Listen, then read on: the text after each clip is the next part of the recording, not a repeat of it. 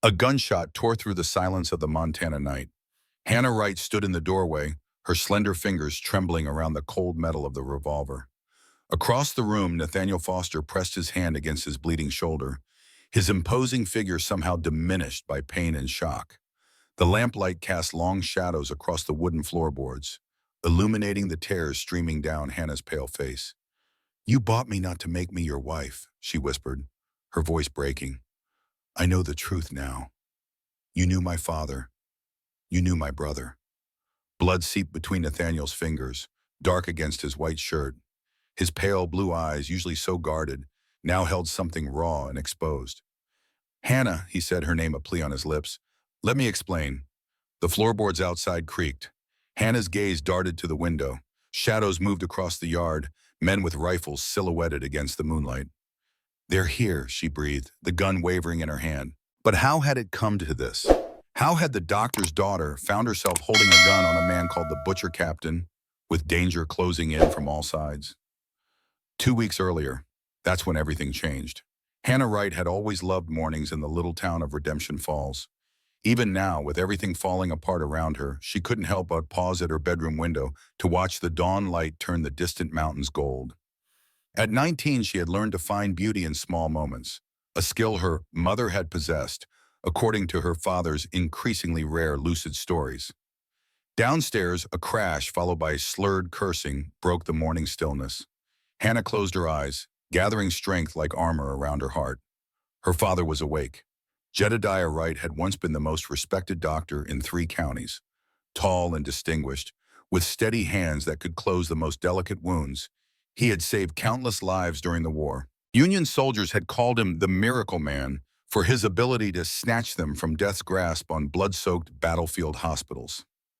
That man barely existed anymore. The war had taken something from him that no medicine could restore. 8 years later, he was a shadow, drowning his demons in whiskey and gambling away what little they had left. Hannah tied her dark hair back with a faded ribbon and smoothed her hands over her simple blue dress. In the cracked mirror, her mother's eyes looked back at her, deep green and weary beyond their years. She touched the small leather pouch around her neck, containing dried herbs and remedies she'd learned to prepare under her father's instruction before the drink took hold. When she reached the kitchen, she found Jedediah slumped at the table, an empty bottle knocked over beside him. His once handsome face was now bloated and red, his physician's hands trembling as he clutched his head. "Morning, Father," Hannah said softly, moving to prepare coffee. Routine was all that held their lives together now. He grunted in response, not looking up. Hannah busied herself at the stove, trying to ignore the heaviness in the air. She knew what was coming. She'd seen the signs for weeks: mounting debts, furtive conversations with Daniel Hawkins, the owner of the saloon and gambling hall, the way Hawkins looked at her when they passed on the street, like she was livestock being appraised. "Hannah," her father's voice was rough with drink and something else. Shame, perhaps. "We need to talk." She turned, coffee pot in hand, her expression carefully neutral. "Yes, Father?" Jedediah Wright couldn't meet her eyes. "I've made arrangements. For you, for us, to settle some debts." The coffee pot trembled slightly in her hand, but her voice remained steady. "What kind of arrangements?" "You're to go to the Foster Ranch today. Nathaniel Foster has—" He swallowed hard. "He's paid $300 for you, to be his housekeeper." The world seemed to tilt beneath her feet. Hannah set the coffee pot down before she could drop it, her fingers suddenly numb. She knew what housekeeper meant in situations like this. "You've sold me?" The words felt strange on her tongue. Impossible? "It's a good situation," her father insisted, desperation creeping into his voice. "Foster's rich, owns the biggest spread in the territory. He'll treat you better than—" "Than what, Father? Than being sold to someone else?" Anger flared, brief and hot. "To Daniel Hawkins, perhaps." Jedediah flinched. "Hawkins wanted you first, offered 200. But Foster—" He trailed off. "Outbid him." Hannah finished, a bitter taste filling her mouth. The great Dr. Wright, hero of Gettysburg, had auctioned off his only daughter. "He's sending a wagon at noon," Jedediah mumbled, reaching for a half-empty bottle hidden beneath the table. Hannah turned away, unable to bear the sight of him. Her mind raced through possibilities. Running away, appealing to the sheriff, finding work in another town. But deep down, she knew the truth. In this remote corner of Montana territory, a woman alone had few options and fewer protections. The war had left too many widows, too many desperate women already competing for the scarce, respectable positions. "I'll pack my things," she said finally, her voice hollow. In her tiny bedroom, Hannah gathered her meager belongings. A few dresses, her mother's hairbrush, a worn copy of medical texts she'd studied under her father's tutelage. Her fingers lingered on the small collection of dried herbs and tinctures she'd prepared. Valerian for sleep, willow bark for pain, comfrey for wounds. Knowledge was the one thing that couldn't be taken from her. At noon precisely, the wagon arrived. Hannah stood on the porch, carpet bag in hand, watching the driver, not Foster himself, climb down and exchange words with her father. Money changed hands. Papers were signed. All so formal, so legal, for something that felt like a return to barbarity. Jedediah approached her, eyes bloodshot and miserable. "Hannah, I don't." She stepped back from his reaching hand. "Just don't." His face crumpled, but she hardened her heart against it. The man before her was not the father who had taught her to set bones and stitch wounds. That man was buried somewhere beneath years of whiskey and self-pity. The wagon ride out of town stretched for hours. Hannah sat stiffly beside the driver, a weathered man who offered nothing but his name, Sherman Hayes, and the information that the captain was expecting her. The captain, an odd way to refer to her new owner. As they left the boundaries of Redemption Falls behind, Hannah felt a curious calm settle over her. The initial shock had faded, leaving a cold determination in its place. She would survive this. She had survived her mother's death, her father's decline, the hardships of frontier life. This would be no different. The Foster Ranch appeared on the horizon as the sun began its descent, a sprawling complex nestled against the foothills. The main house was larger than she had expected, built of dark timber with a wide porch wrapping around it. Several smaller buildings dotted the property, and in the distance, cattle grazed across seemingly endless pastures. Sherman guided the horses to a stop before the main house. "We're here, Miss Wright." Hannah climbed down unassisted, clutching her bag to her chest like a shield.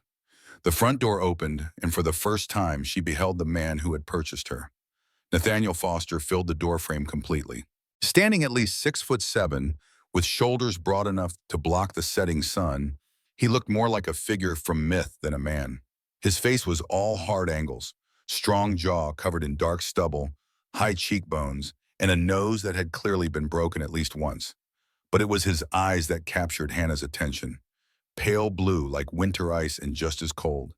He was dressed simply in a white shirt, dark trousers, and suspenders. The shirt sleeves were rolled up, revealing forearms corded with muscle and marked with scars. This was no soft rancher who let others do his labor. "Miss Wright," he said, his voice surprisingly quiet for a man his size, deep and measured, like distant thunder. Hannah lifted her chin, refusing to show fear. "Mr. Foster." "Captain Foster," Sherman corrected quietly before climbing back onto the wagon. Nathaniel Foster's gaze traveled over her once, assessing but not leering. "You've had a long journey. Come inside." He turned and entered the house without waiting for a response, clearly expecting to be obeyed. Hannah hesitated only a moment before following. Whatever awaited her inside, standing on the porch, would not change it. The interior was surprisingly well appointed. Polished wooden floors, sturdy furniture, bookshelves lined with volumes. A stone fireplace dominated one wall, though it stood cold and empty in the summer heat. Everything was meticulously clean and organized, not what she had expected from a bachelor's home. "Your room is upstairs," Foster said, gesturing to a staircase. "Second door on the right. There's water for washing in the pitcher. Supper in an hour." Hannah blinked, caught off guard by the businesslike tone. "My room?" Something flickered across his face, annoyance perhaps. "Yes, your room, with a lock on the door. The key is on the dresser." Before she could respond, he turned away, moving toward what appeared to be the kitchen. "I expect meals at regular times. I rise at dawn." Beyond that, keep the house in order and tend to the mending. I assume you can cook? Yes, Hannah replied, still trying to make sense of his behavior. Where was the leering, the immediate demands she had steeled herself against? Good, the pantry is stocked. Make yourself familiar with it. With that, he strode out the back door, leaving her standing alone in the middle of the room. Hannah climbed the stairs slowly, her mind racing.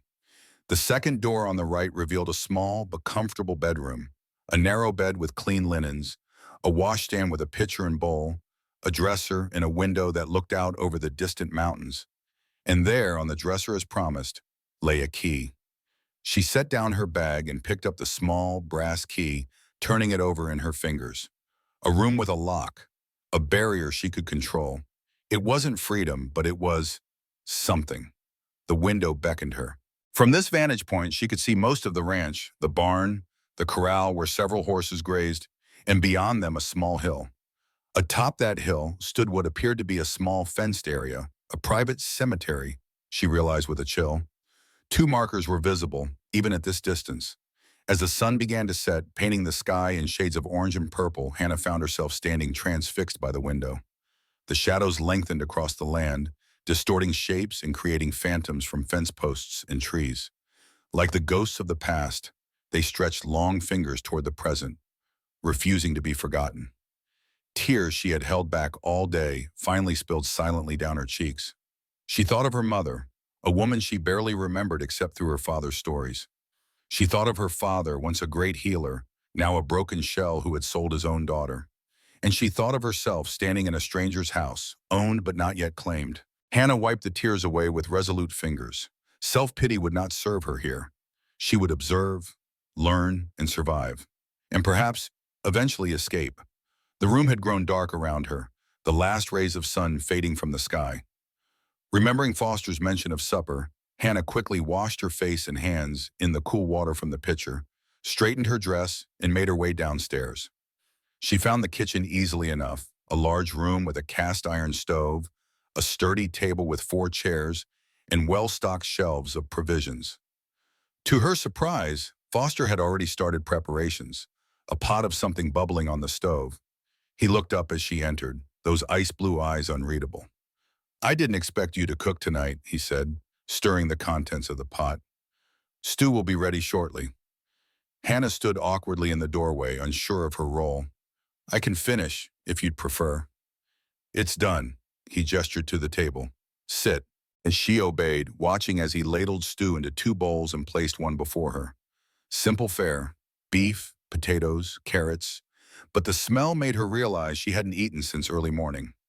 Still, she waited until he had seated himself across from her before picking up her spoon. They ate in silence, the only sounds the clink of spoons against bowls and the occasional creak of the house settling around them. Hannah stole glances at her taciturn host, trying to reconcile this quiet, almost courteous man with the stories that must surely exist behind those cold eyes and battle scars. "You have questions," Foster said suddenly, setting down his spoon. Hannah startled slightly. Yes. Ask them." She chose her words carefully. "You paid $300 for me. That's not a question. What do you expect in return?" His expression didn't change. "What I said, cooking, cleaning, mending. The house needs a woman's touch." "And nothing more?" Hannah pressed, needing clarity despite the danger of provoking him. Foster's gaze hardened. "I don't force women, Miss Wright. The door to your room has a lock for a reason. Use it or don't, that's your choice. But know that I won't be trying the handle." Relief washed through her, tempered immediately by caution. Men lied. Men made promises they had no intention of keeping. "Why me?" she asked, unable to stop herself. "Why pay so much for a stranger?" Something flickered in his eyes, there and gone so quickly she might have imagined it. "I needed help with the house. Your father needed money. It was a simple transaction." But it wasn't simple, and they both knew it. There were plenty of women in need of work, many who would have come willingly for far less than $300. And yet he had specifically sought her out, outbidding Daniel Hawkins for her services. Foster stood abruptly, taking his bowl to the wash basin. "I rise at dawn," he repeated. "Good night, Miss Wright." And then he was gone, his heavy footsteps receding down the hall, leaving Hannah alone with her half-eaten stew and multiplying questions. Later that night, after washing the dishes and exploring the main floor of the house, Hannah retired to her room. She turned the key in the lock, the small click oddly reassuring. Whatever else happened in this strange household, she would at least have privacy tonight. Sleep eluded her, despite her exhaustion.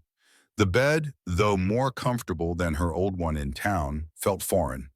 The night sounds of the ranch, the distant lowing of cattle, the occasional whinny of a horse, the creak and settle of unfamiliar timbers, kept her alert and wary.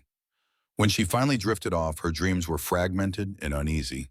Her father, younger and clear-eyed, standing over a battlefield surgery, blood on his hands, so much blood, and a soldier on the table, a giant of a man with pale blue eyes staring up at the doctor with a mixture of fear and gratitude.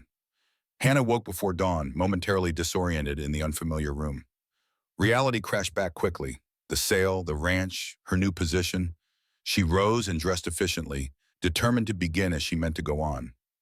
If cooking and cleaning were to be her duties, she would perform them well. The kitchen was empty when she entered, but the stove was already warm. Foster had been up even earlier, it seemed.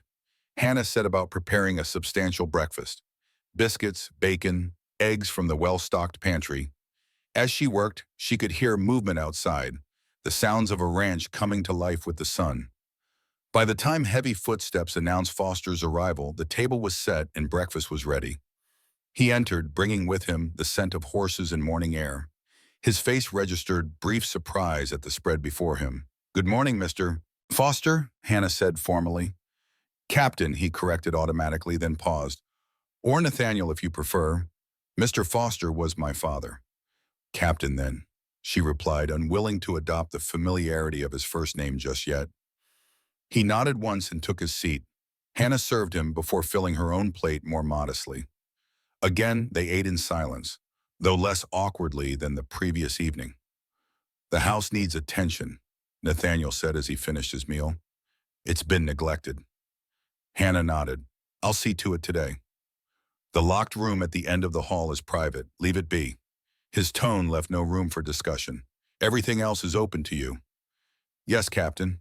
He rose, setting his napkin beside his empty plate. "I'll be working the north pasture today. Supper at sundown." And then he was gone, striding out into the brightening day, leaving Hannah to her new domain. She spent the morning exploring the house systematically, taking inventory of what needed cleaning, mending, or organizing. The place was tidy, but showed signs of a man living alone. Dust in corners, curtains that hadn't been washed in years, a general sense of functionality without comfort. The locked room at the end of the hall drew her curiosity like a magnet, but she respected the clear boundary. Instead, she focused on the rest of the second floor, working methodically from one end to the other. It was mid-afternoon when she discovered it, a small storage room off the main hallway, filled with trunks and boxes. She had intended only to dust and organize, but when one trunk lid fell open while she was moving it, Hannah couldn't resist looking inside. Beneath layers of tissue paper lay a Union Army uniform, meticulously preserved. The insignia marked it as belonging to a captain. So, Captain wasn't just a nickname or honorific. Nathaniel Foster had served. The fabric was high quality, the buttons polished, despite what must have been years since it was last worn. Hannah carefully lifted the jacket, reverence for the history it represented overcoming her caution. As she did, something fluttered to the floor. An envelope, yellowed with age. She picked it up, intending to replace it, when the name on the front stopped her cold. Dr. J. Wright. Her father's name, written in a firm hand. Hannah's fingers trembled as she turned the envelope over. It was sealed, never sent.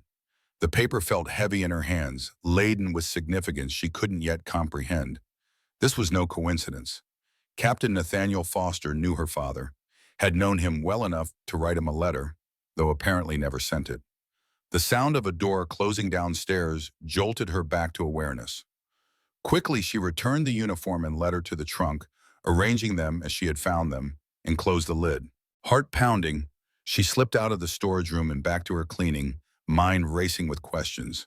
Who was Nathaniel Foster to her father? A patient from the war? A fellow soldier? And more importantly, why had he sought out the daughter of Dr. Wright and paid $300 to bring her to his isolated ranch?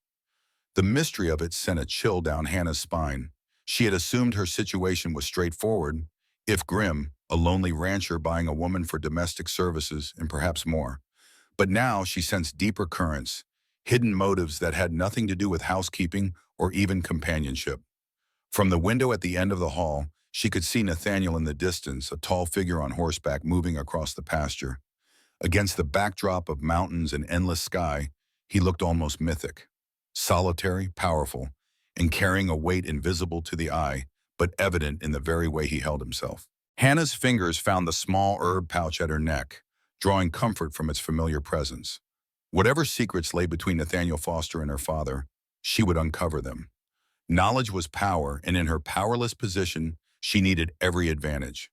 As the sun began its descent toward the horizon, painting the Montana landscape in hues of gold and amber, Hannah felt resolve crystallize within her. She was more than property to be bought and sold. She was her father's daughter, a healer by blood and training, a survivor by necessity. And somehow in this strange house on this remote ranch, she would discover the truth that connected her past to her uncertain future. Days at the Foster Ranch settled into a rhythm.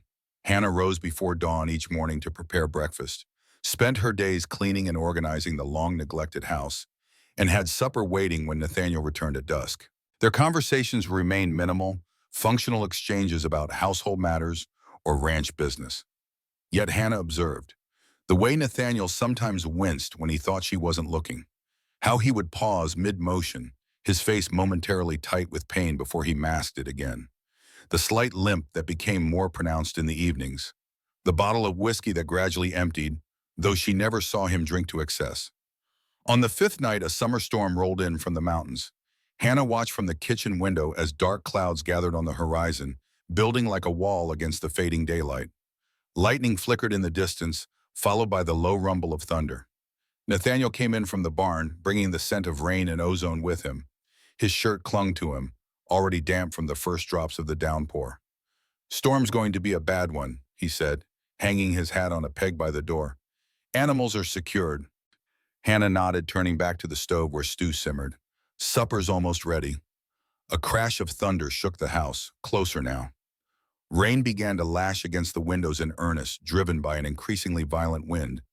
Hannah jumped despite herself, memories of childhood storms in their small townhouse flashing through her mind, her father holding her close, telling her stories to drown out the thunder. "The house is solid," Nathaniel said, mistaking her reaction for fear of the structure. "Built it myself. It'll stand." Hannah managed a small smile. "I'm sure it will." They ate as the storm intensified around them. The lamplight cast a warm glow in the kitchen, creating a pocket of calm amid nature's fury. Hannah noticed Nathaniel's movements growing stiffer as the meal progressed, his right hand occasionally moving to his left shoulder as if to massage away an ache. "Are you injured?" she asked finally, unable to contain her healer's instinct. His eyes flicked up to hers, surprise evident at the personal question. "Old wound. Acts up in weather like this." Hannah hesitated, then ventured further. "From the war?" Nathaniel's face closed off immediately. "Yes." The single syllable effectively ended the conversation. After supper, Hannah cleared the table and washed the dishes while Nathaniel moved to the small sitting room adjacent to the kitchen. Through the doorway, she could see him lowering himself carefully into a chair, his movements betraying the pain he tried to hide. He pulled a book from the shelf beside him, but seemed to stare at the pages without reading. Hannah dried her hands and touched the pouch of herbs at her neck. She had noticed wild comfrey growing near the creek during her brief explorations of the immediate grounds. Combined with the willow bark in her collection, making a decision, she put water on to boil and retrieved her small bundle of medicinal herbs from her room. By the time she returned to the kitchen, the water was hot.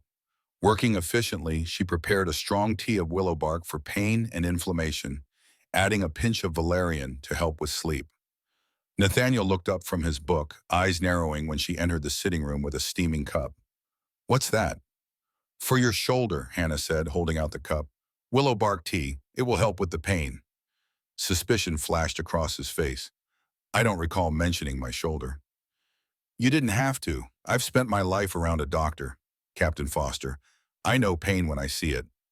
For a long moment, he simply stared at her, those pale blue eyes assessing. Then slowly he reached for the cup. Your father taught you his trade? Some of it, Hannah replied, a pang of complicated emotion rushing through her at the mention of Jedediah. Enough to know that willow bark is safer than too much whiskey for chronic pain. Nathaniel's mouth twitched, almost a smile. Noted. He sipped the tea, unable to hide a grimace at the bitter taste. It works better than it tastes, Hannah offered. Most effective things do. He took another sip, then looked up at her with an expression she couldn't quite read. Thank you, Miss Wright. The simple courtesy, so at odds with their strange circumstance, caught Hannah off guard. You're welcome, Captain. Later that night, as the storm continued to rage outside her window, Hannah lay awake listening to the rain hammer against the roof. Below her floorboards, she could hear Nathaniel moving around, his footsteps heavy but less labored than earlier. The tea had helped then, a small victory in a situation where victories of any kind were precious. The next morning dawned clear and washed clean. Hannah rose early as usual, but when she reached the kitchen, she found Nathaniel already there, stoking the stove. Your shoulder? She asked by way of greeting. Better. He straightened, and indeed his movements seemed easier. Your remedy helped. Hannah nodded, pleased despite herself. I could make a poultice as well, if you'd permit it, for direct application. Nathaniel considered this, then gave a short nod. After breakfast. They ate their meal in what was almost comfortable silence. Afterward, Hannah prepared her materials, fresh comfrey leaves she'd gathered earlier that morning, bandages, and a small jar of salve she'd made from beeswax and herbs. You'll need to remove your shirt, she said matter-of-factly, falling easily into the clinical detachment she'd learned from her father. Nathaniel hesitated only briefly before complying, unbuttoning his shirt with deliberate movements. As he pulled it off, Hannah had to work to keep her expression neutral. His torso was a map of war and hardship. Muscles built by years of physical labor stood in stark contrast to the network of scars that crisscrossed his skin. The worst was at his left shoulder, a mass of puckered tissue that spoke of a devastating injury poorly healed. But there were others, a long slash across his ribs, what appeared to be a burn on his right side, smaller marks that might have been from shrapnel. Hannah approached with professional calm, though her heart raced. This close, she could smell him, soap and leather and something distinctly male. She focused on the task, applying the comfrey poultice to his shoulder with gentle fingers. Miniable? She asked quietly, recognizing the distinctive wound pattern from years of watching her father treat veterans. Yes. Nathaniel's voice was tight, whether from pain or the intimacy of the moment, she couldn't tell. Gettysburg, July 2nd, 1863. Hannah's hands stilled momentarily. Her father had been at Gettysburg, serving in a field hospital with the Union Army. The coincidence seemed too great, especially given the letter she'd found. The surgeons wanted to take the arm, Nathaniel continued, staring straight ahead. Said it was too damaged to save. But they didn't, Hannah observed, resuming her ministrations. No, one doctor disagreed, said he could save it if I was willing to endure the pain of recovery. A muscle in his jaw twitched. He was right, though I sometimes wondered if death might have been kinder during those first months. Hannah began wrapping the bandage around his shoulder to hold the poultice in place. This doctor, she said carefully, did you know his name? Nathaniel turned his head slightly, those ice-blue eyes meeting hers. I suspect you already know the answer to that, Miss Wright. Their gazes held for a long moment, unspoken knowledge passing between them. Then Hannah secured the bandage and stepped back, wiping her hands on a cloth. There, leave that in place until evening. I'll make a fresh one tomorrow. Nathaniel nodded, reaching for his shirt. Your father was a good man, a gifted surgeon. The past tense stung. He still lives, Captain. Some men don't survive their ghosts, Miss Wright.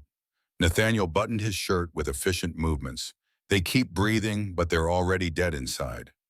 The words struck too close to home. Hannah turned away, gathering her supplies to hide the emotion that threatened to surface. Will you be working the north pasture again today? No, Nathaniel rose, testing his shoulder with a careful rotation. Need to ride into town for supplies.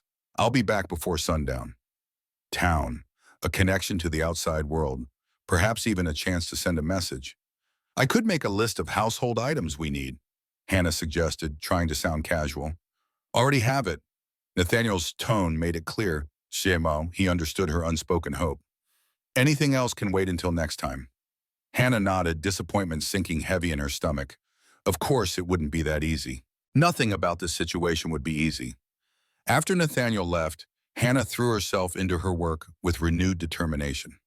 She attacked the neglected sitting room, dusting shelves, washing windows, and polishing the scarred wooden table until it gleamed. Physical labor helped quiet the turmoil of her thoughts. The bookshelf yielded unexpected treasures, volumes of poetry, history, even medical texts similar to those her father had owned.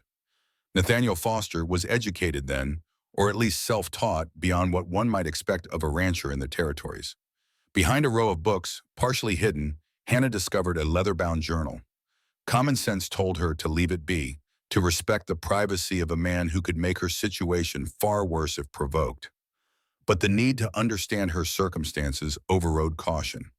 She drew the journal out with careful fingers and opened it to a random page. The handwriting was firm and precise. Clearly Nathaniel's, dated July 1863. Gettysburg. The surgeon says I'll keep the arm, though what use I'll have of it remains to be seen. The pain is beyond description. The men in the beds around me scream through the night, calling for mothers, widows. God, I remain silent. No one is coming for me. Dr. Wright visits twice daily. He alone believed the arm could be saved, fought with the other surgeons who wanted to amputate. Too much death already, he said. Let's save what we can. I owe him my future, if I have one. Hannah's heart quickened. Here was confirmation of what Nathaniel had implied. Her father had saved his arm, perhaps his life. But why had Nathaniel sought her out all these years later? What debt could be repaid by purchasing a doctor's daughter? She flipped forward through the journal, scanning entries that documented Nathaniel's long recovery, his return to military service, and eventually the end of the war. The entries grew more sporadic after that, sometimes with months between them. An entry from 18X caught her eye. Emma took her first steps today. Clara says she has my stubbornness. God help us all. The nightmares have lessened since we moved to Montana. Something about the open sky makes the walls of memory less confining. Dr. Wright's treatments continue to prove effective for the shoulder, though I doubt he would recognize the half-wild captain he saved if he saw me now, building a life out of wilderness. Hannah stared at the words, pieces shifting in her mind. Clara, Emma, Nathaniel had a family, or had had one. The small cemetery on the hill flashed in her memory, 2 graves. The sound of approaching hoofbeats startled her from her reading. Quickly, she replaced the journal exactly as she had found it and moved away from the bookshelf. It couldn't be Nathaniel returning so soon, which meant visitors, something she suspected was rare at the isolated Foster ranch. Hannah moved to the window, peering out cautiously. 3 riders approached, led by a man in a black coat and hat. Even at a distance, something about him raised Hannah's hackles. The set of his shoulders, perhaps, or the way he surveyed the property with obvious calculation. She smoothed her apron and hair, uncertain of her role in greeting visitors. Before she could decide, the men had dismounted and approached the house. A heavy knock sounded at the door. Taking a deep breath, Hannah opened it to find herself face to face with Daniel Hawkins, the saloon owner and her father's creditor. His thin lips curved into a smile that never reached his eyes. Miss Wright, he said, removing his hat with exaggerated courtesy. What a pleasure to see you again. Hannah's mouth went dry. Mr. Hawkins, the captain isn't here. Oh, I know. Hawkins' smile widened, revealing tobacco-stained teeth. Saw him ride into town myself. Thought it might be a fine opportunity to pay a social call on his housekeeper. The way he said the word made Hannah's skin crawl. The 2 men behind him, ranch hands or enforcers, she couldn't tell, exchanged smirks. The captain doesn't welcome uninvited guests, Mr. Hawkins. I suggest you return when he's here to receive you properly. Hawkins chuckled, the sound like stones rattling in a jar. Such loyalty already. I wonder if you'd be so devoted if you knew more about the man who bought you. Despite her better judgment, Hannah found herself asking, what do you mean? Has he told you how he came by this fine ranch? How he earned that fancy title? What they called him during the war? Hawkins leaned closer, dropping his voice to a conspiratorial whisper. The butcher captain, they called him. Ask around about Nathaniel Foster sometime. See what makes good Christian folk cross themselves. A chill ran down Hannah's spine, but she kept her expression neutral. If you have business with the captain, Mr. Hawkins, I suggest you return later. Oh, I have business, all right. Hawkins settled his hat back on his head. You see, your father and I had an arrangement before Foster interfered. I'm still willing to honor it. $400 now for your contract. Better deal than you got from Foster. Hannah's fingers tightened on the doorframe. I'm not for sale, Mr. Hawkins. Everything's for sale in the territories, girl. It's just a matter of price. Hawkins' gaze raked over her in a way that made her want to bathe. Foster paid $300 for you. I'm offering $400. Good business sense says he'll take the profit. The captain strikes me as a man who makes his own decisions, not one who takes advice from saloon keepers. Hannah began to close the door. Good day, Mr. Hawkins. Hawkins's hand shot out, stopping the door. His smile vanished. You think you're safe with him? The butcher? Ask him about Shenandoah Valley, Miss Wright. Ask him what his men did to civilians there. Hannah's heart pounded, but she kept her voice steady. Remove your hand from this door, Mr. Hawkins, or when the captain returns, I'll be sure to tell him exactly how you touched his property. The implied threat worked. Hawkins withdrew his hand as if burned, his expression darkening. This isn't over, girl. Not by a long shot. It is for today. Hannah shut the door firmly and turned the key in the lock, then stood with her back against it, trembling slightly as she listened to the men mount up and ride away. The butcher captain. The name echoed in her mind, conjuring images too terrible to dwell on. The war had created monsters on both sides. She had heard her father speak of atrocities in careful, clinical terms that nonetheless conveyed horror. Could Nathaniel Foster be such a monster? The quiet, pain-riddled man who had given her a room with a lock, who had not touched her, who read poetry and documented his daughter's first steps in a private journal. Hannah moved away from the door on unsteady legs, her mind racing. Hawkins clearly had his own agenda, but that didn't mean he was lying about Nathaniel's past. The war had changed so many men, twisted them in ways both visible and invisible. She needed to know more, but caution warned against direct questioning. Nathaniel Foster was still an unknown quantity, a man who had purchased her as casually as one might buy livestock. If he truly had a violent past, provoking him would be dangerous folly. The rest of the day passed in a haze of household tasks and troubled thoughts. Hannah prepared supper mechanically, her mind still turning over Hawkins's words in the journal entries she had read. By the time hoofbeats announced Nathaniel's return, the sun was low in the sky, casting long shadows across the yard. Hannah watched from the kitchen window as he dismounted, unloaded supplies from his saddlebags, and led his horse to the barn. His movements were easier today, the poultice having done its work on his old injury. He moved with the fluid grace of a man accustomed to physical labor. No hint of the brutality Hawkins had implied in his careful handling of the animal. When he entered the kitchen minutes later, Hannah had supper on the table, a simple meal of fried chicken, potatoes, and greens. Nathaniel hung his hat by the door and washed his hands at the basin before taking his seat. Smells good, he said, the closest thing to a compliment he'd offered since her arrival. Hannah nodded acknowledgement, taking her own seat across from him. They began to eat in what had become their usual silence, but tonight it felt charged with unspoken questions. Town was quiet, Nathaniel offered after several minutes, surprising her with the voluntary information. Reverend's organizing a barn raising for the widow Parker next week. Hannah nodded again, uncertain how to respond to this glimpse of normal community life, so at odds with her current circumstances. You had visitors, she said finally, deciding directness was necessary. Mr. Hawkins and two men. Nathaniel's hands stilled momentarily, then resumed cutting his chicken. What did Hawkins want? To buy my contract. He offered $400. Hannah kept her tone neutral, as if discussing the weather rather than her own sale. Did he? It wasn't a question. Nathaniel's expression remained impassive, but something dangerous flickered in those pale eyes. What else did he say? Hannah hesitated, weighing her options.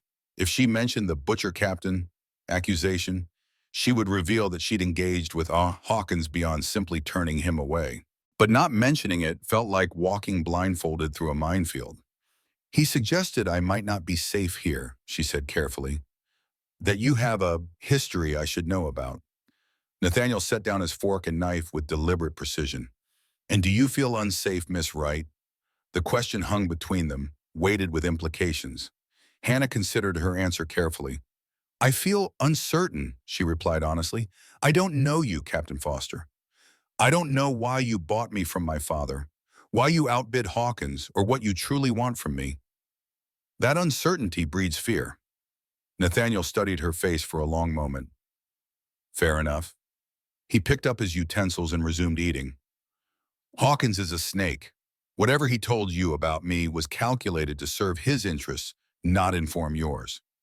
He called you the butcher captain, Hannah said, the words escaping before she could reconsider. He mentioned Shenandoah Valley. Nathaniel went very still, his expression shuddering completely. When he spoke, his voice was low and controlled. War makes butchers of us all, Miss Wright. Some just wear the blood more visibly than others. My father was a surgeon, Hannah countered. He saved lives. Your father cut into men's bodies and discarded pieces that couldn't be salvaged, Nathaniel replied evenly. He made hard choices about who might live and who would certainly die. He worked elbow deep in blood and screams. The fact that his intentions were healing doesn't change the butchery of the work. The comparison struck Hannah silent. She had never considered her father's profession in such stark terms before, but there was a brutal truth to Nathaniel's words. As for Shenandoah, he continued, there were atrocities committed there, by both sides. I commanded a unit tasked with preventing Confederate supplies from reaching the front. We burned crops, destroyed mills, confiscated livestock. His jaw tightened. It was war, Miss Wright. Ugly, brutal war. And civilians? Hannah pressed, unable to stop now that the subject was broached. Hawkins implied, I know what Hawkins implied. Nathaniel cut her off, his voice suddenly sharp. There were incidents I couldn't prevent. Actions by men under my command that... He stopped, drew a breath. I carried out my orders as humanely as possible in an inhumane situation. That's all I'll say on the matter. The finality in his tone closed the subject. They finished their meal in strained silence, the brief connection of earlier days now fractured by the ghosts of war Hawkins had summoned to the table. After supper, Nathaniel rose to leave as usual, then paused. I won't be selling your contract, Miss Wright. Not to Hawkins, not to anyone. Whatever else you may believe about me, believe that. Before Hannah could respond, a deafening crack of thunder shook the house, making her jump. Neither of them had noticed the storm building outside, too absorbed in their tense conversation. Another storm, Nathaniel observed, moving to the window. Rain had begun to lash against the glass, driven by powerful gusts of wind. Going to be a rough night. Hannah busied herself clearing the table, trying to process the revelations and non-revelations of the evening. Nathaniel hadn't denied the butcher captain moniker, nor had he fully explained what had happened in Shenandoah Valley. But his refusal to sell her to Hawkins seemed genuine, and there had been something in his eyes when he spoke of preventing atrocities, a shadow of old pain that couldn't be feigned. Lightning flashed, illuminating the kitchen in stark white light. The crash of thunder that followed was instantaneous, directly overhead. The lamps flickered, and one went out completely. Storm's right on top of us, Nathaniel said, still at the window. Should pass quickly, but it'll be violent while it lasts. As if in answer to his words, a tremendous gust of wind slammed into the house, rattling the windows in their frames. The remaining lamp guttered wildly, throwing strange shadows across the walls. The barn, Nathaniel muttered, already moving toward the door. Need to check the animals. In this? Hannah gestured toward the window, where rain now fell in nearly horizontal sheets. You'll be soaked through in seconds. Can't be helped. He grabbed his coat from its peg and shrugged it on. Some of those horses spook easy in storms. Better a wet night for me than a broken leg for one of them. Before Hannah could argue further, he was gone, the door banging shut behind him. Through the window, she could just make out his tall figure, battling the wind as he made his way toward the barn. Left alone, Hannah felt the vastness of the house around her, creaking and groaning under the storm's assault. She moved to stoke the fire in the sitting room, needing its warmth and light as a bulwark against the chaos outside. Lightning struck again, close enough that the hair on Hannah's arm stood on end. A tremendous crack followed. Not thunder, but the sound of something large breaking. From the sitting room window, Hannah could see that one of the ancient oaks near the barn had split, a massive branch crashing down across the path where Nathaniel had walked minutes before. Without stopping to think, Hannah grabbed a lantern and her shawl and rushed outside into the storm. Rain immediately soaked her dress, plastering it to her skin. Wind tore at her shawl and nearly ripped the lantern from her grasp. Squinting against the downpour, she made her way toward the barn. "Captain Foster," she called, her voice lost in the howling wind. "Nathaniel!" The barn door stood partly open, swinging wildly in the gale. Hannah fought her way inside, relieved to find shelter from the worst of the rain, though water still dripped through gaps in the roof. "Captain," she called again, raising the lantern to illuminate the shadowy interior. A groan answered her from the far end of the barn. Hannah hurried toward the sound, heart pounding.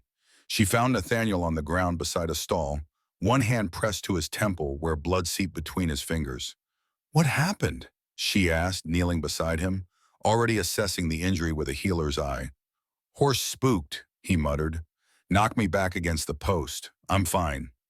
"You're bleeding," Hannah countered, gently moving his hand to examine the wound. A nasty gash ran along his hairline, still flowing freely as head wounds tended to do. "Can you stand? We need to get you back to the house." Nathaniel nodded, wincing as he pushed himself upright. Hannah positioned herself under his good shoulder, offering support despite the absurdity of her small frame trying to brace his much larger one. To her surprise, he accepted the help, leaning on her slightly as they made their way back toward the door. Outside, the storm continued to rage, but they moved together with a shared purpose that made the journey back to the house seem shorter than it had been coming out. By the time they staggered through the kitchen door, both were drenched to the skin and breathing hard. "Sit," Hannah commanded, pointing to a kitchen chair. Nathaniel complied without argument, a testament to how the injury had shaken him. Hannah moved efficiently, gathering clean cloths, her medical supplies, and a basin of warm water. The routine was familiar. How many times had she assisted her father in treating similar injuries? "This will sting," she warned, before applying an alcohol-soaked cloth to the wound. Nathaniel didn't flinch, though Hannah knew the pain must be considerable. She cleaned the gash thoroughly, relieved to find it looked worse than it was, long but not dangerously deep. "You'll have another scar," she informed him, "but you won't need stitches if we can keep it clean and closed." Nathaniel's eyes, usually so guarded, watched her with an odd intensity as she worked. "You have your father's hands," he said quietly. "Steady, sure." Hannah paused, caught off guard by the personal observation. "My father always said healing was as much about confidence as knowledge. Patience can smell fear, he used to tell me." A ghost of a smile touched Nathaniel's lips. "He told me the same thing at Gettysburg, said if he showed any doubt while saving my arm, I'd be lost before he began." Hannah applied a salve to the clean wound, then began bandaging it with practiced movements. "You were his patient then. That's how you knew him." "Yes." Nathaniel's eyes never left her face. "He saved my arm when others would have taken it, spent hours each day for weeks ensuring it healed properly." He flexed his left hand as if remembering. "I owed him my life in a way, my future." The pieces were beginning to align in Hannah's mind, but not yet into a coherent picture. "And that's why you purchased me? Some sort of debt to my father?" Nathaniel's expression became unreadable once more. "It's late, Miss Wright, and we're both soaked through. This conversation should wait for morning." Frustration welled in Hannah's chest, but she recognized the stubborn set of his jaw. No more answers would be forthcoming tonight. She finished bandaging his head in silence, then stepped back. "You should change into dry clothes," she said formally, "and rest. Head wounds can cause dizziness even when they appear minor." Nathaniel stood, steady enough on his feet now. "Thank you for your assistance, Miss Wright." "What you would have done the same," Hannah replied, though she wasn't entirely sure that was true. A curious expression crossed his face, something almost like amusement. "Perhaps. Good night, Miss Wright." "Good night, Captain." After he left, Hannah cleaned up the medical supplies and changed into her own dry nightdress, hanging her soaked clothes near the kitchen stove to dry.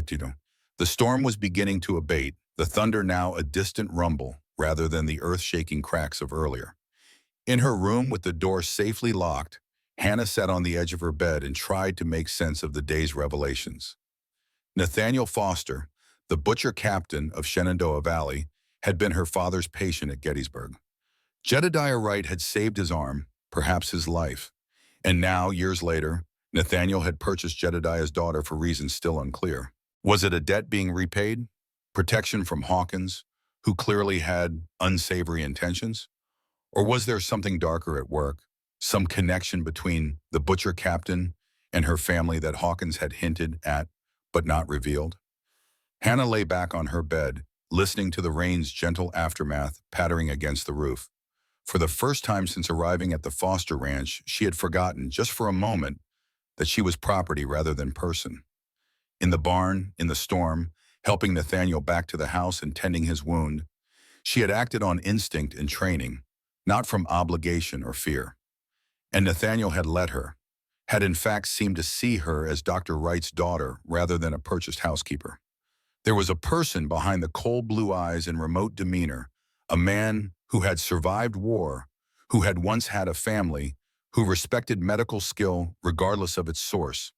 It wasn't much to cling to in her uncertain situation.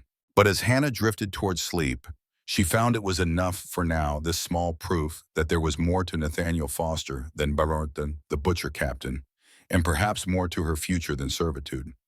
Outside, the storm moved on across the vast Montana landscape, leaving behind a washed, clean world ready for morning's revelation. Morning light filtered through Hannah's window, gentle and golden after the previous night's violence. She woke to the sound of birdsong rather than thunder, the storm having cleansed the world and moved on. For a moment she lay still, cataloging the unfamiliar aches in her body, muscles strained from supporting Nathaniel through the rain, hands slightly raw from wringing out wet cloths. The events of the night played through her mind. The fear when she'd seen the fallen branch, the adrenaline that had propelled her into the storm without thought for her own safety. The automatic way she had assessed Nathaniel's wound, her father's training asserting itself through her hands. Most of all, she remembered the unguarded moment when Nathaniel had looked at her and said, "You have your father's hands, not as property, not as a servant, but as a healer, as Jedediah Wright's daughter." Hannah rose and dressed with new purpose. Whatever secrets still lay between them, whatever darkness lurked in Nathaniel's past, she had glimpsed something genuine in those ice-blue eyes, something human. The house was quiet when she descended the stairs. Too quiet. By now, Nathaniel was usually moving about, stoking the stove before heading out to early morning chores. Hannah checked the kitchen first, then the sitting room, finding both empty. Concern propelled her to the foot of the stairs. "Captain Foster?" she called up. No response. She climbed the stairs, her steps quickening. At the door to Nathaniel's bedroom, she paused, propriety warring with worry. "Captain? Are you all right?" A muffled groan answered her. Hannah pushed the door open without further hesitation. Nathaniel lay on his bed, still dressed in yesterday's clothes, his face flushed with fever. The bandage on his temple was stained with fresh blood and yellow drainage, signs of infection setting in with alarming speed. "Captain Foster," she said sharply, approaching the bed. His eyes opened, glazed and unfocused. "Miss Wright," he mumbled, attempting to rise. "I'm fine. Just need a minute." Hannah pressed him gently back down. "You're not fine. You have a fever. The wound is infected." He tried to bat her hand away, but the movement lacked coordination. "Chores. Animals." "The animals can wait," Hannah said firmly. "You need treatment." She placed her palm against his forehead, confirming what she already knew. His skin burned with fever. Head wounds could turn dangerous quickly, and infection was the soldier's second enemy, one her father had fought as fiercely as Confederate bullets. "I'll be right back," she promised, already mentally inventorying her medical supplies. In her room, Hannah gathered her herbs, bandages, and the small medical kit she'd brought from home. Not for the first time, she wished for her father's more extensive supplies, his knowledge that went beyond what he had managed to teach her, before alcohol clouded his mind. When she returned to Nathaniel's room, he had slipped into a restless sleep, his breathing labored. Hannah set to work immediately, removing the soiled bandage and cleaning the wound. The edges were angry and inflamed, with telltale streaks of red extending outward. Without treatment, the infection would spread rapidly. Working methodically, she cleaned the wound again with alcohol, wincing at how Nathaniel flinched in his fevered sleep. She applied a poultice of crushed garlic and comfrey to draw out the infection, then wrapped it with fresh bandages. Next, she prepared a strong tea of echinacea and willow bark to fight the fever and inflammation. Rousing Nathaniel enough to drink proved challenging. "You need to swallow this," she insisted, supporting his head with one hand while holding the cup to his lips with the other. His eyes fluttered open, hazy with fever. "Clara," he murmured. Hannah's heart twisted at the name. His wife from the journal entry. "No, it's Hannah," she said gently. "Hannah Wright. You need to drink this tea." Confusion clouded his face, then a flash of recognition. "Dr. Wright's girl." "Yes, now drink, please." He complied, grimacing at the bitter taste but swallowing obediently before sinking back into troubled sleep. For the rest of the morning, Hannah divided her time between tending to Nathaniel and performing the essential ranch chores she could manage. The animals needed feeding, and she did her best with the unfamiliar tasks, prioritizing the horses whose nervous whinnies suggested they hadn't been tended to since the previous evening. By midday, Nathaniel's fever had risen further, and he alternated between restless sleep and periods of delirious wakefulness. During one such period, Hannah bathed his forehead with cool water, trying to bring down the dangerous heat radiating from his skin. "Emma," he called out suddenly, his hand grasping at the air. "Get away from the window, Emma." Hannah caught his hand, holding it firmly. "Shh, it's all right," she soothed, though she knew it wasn't. "The fire," he continued, eyes wide but unseeing. "Clara, get Emma out." His voice rose in panic, his powerful body attempting to rise from the bed. Hannah pressed him back with surprising strength born of necessity. "You're safe," she insisted, speaking clearly. "Nathaniel, you're safe. There's no fire." His wild gaze found her face, gradually focusing. "Miss Wright," he said, recognition dawning. "Yes, you're ill. The wound is infected. You need to rest." He subsided against the pillows, the brief surge of energy fading. "The graves," he murmured. "Did you see them?" "On the hill," Hannah confirmed softly. "Two graves." Nathaniel's eyes closed, pain etching lines around them that had nothing to do with his physical wound. "Clara and Emma, my wife, my daughter." Hannah continued bathing his forehead, her touch gentle. "I'm sorry," she said simply. "Fire," he whispered, drifting back toward unconsciousness. "While I was gone. Fighting. Hawkins's men." His voice trailed off as sleep claimed him once more, but Hannah remained frozen, the cloth dripping water onto the quilt. Hawkins. Hawkins's men. The pieces shifted in her mind, forming a new and terrible pattern. Nathaniel's fevered ramblings continued throughout the afternoon, fragments of memory breaking through in his delirium. Hannah pieced together a grim narrative.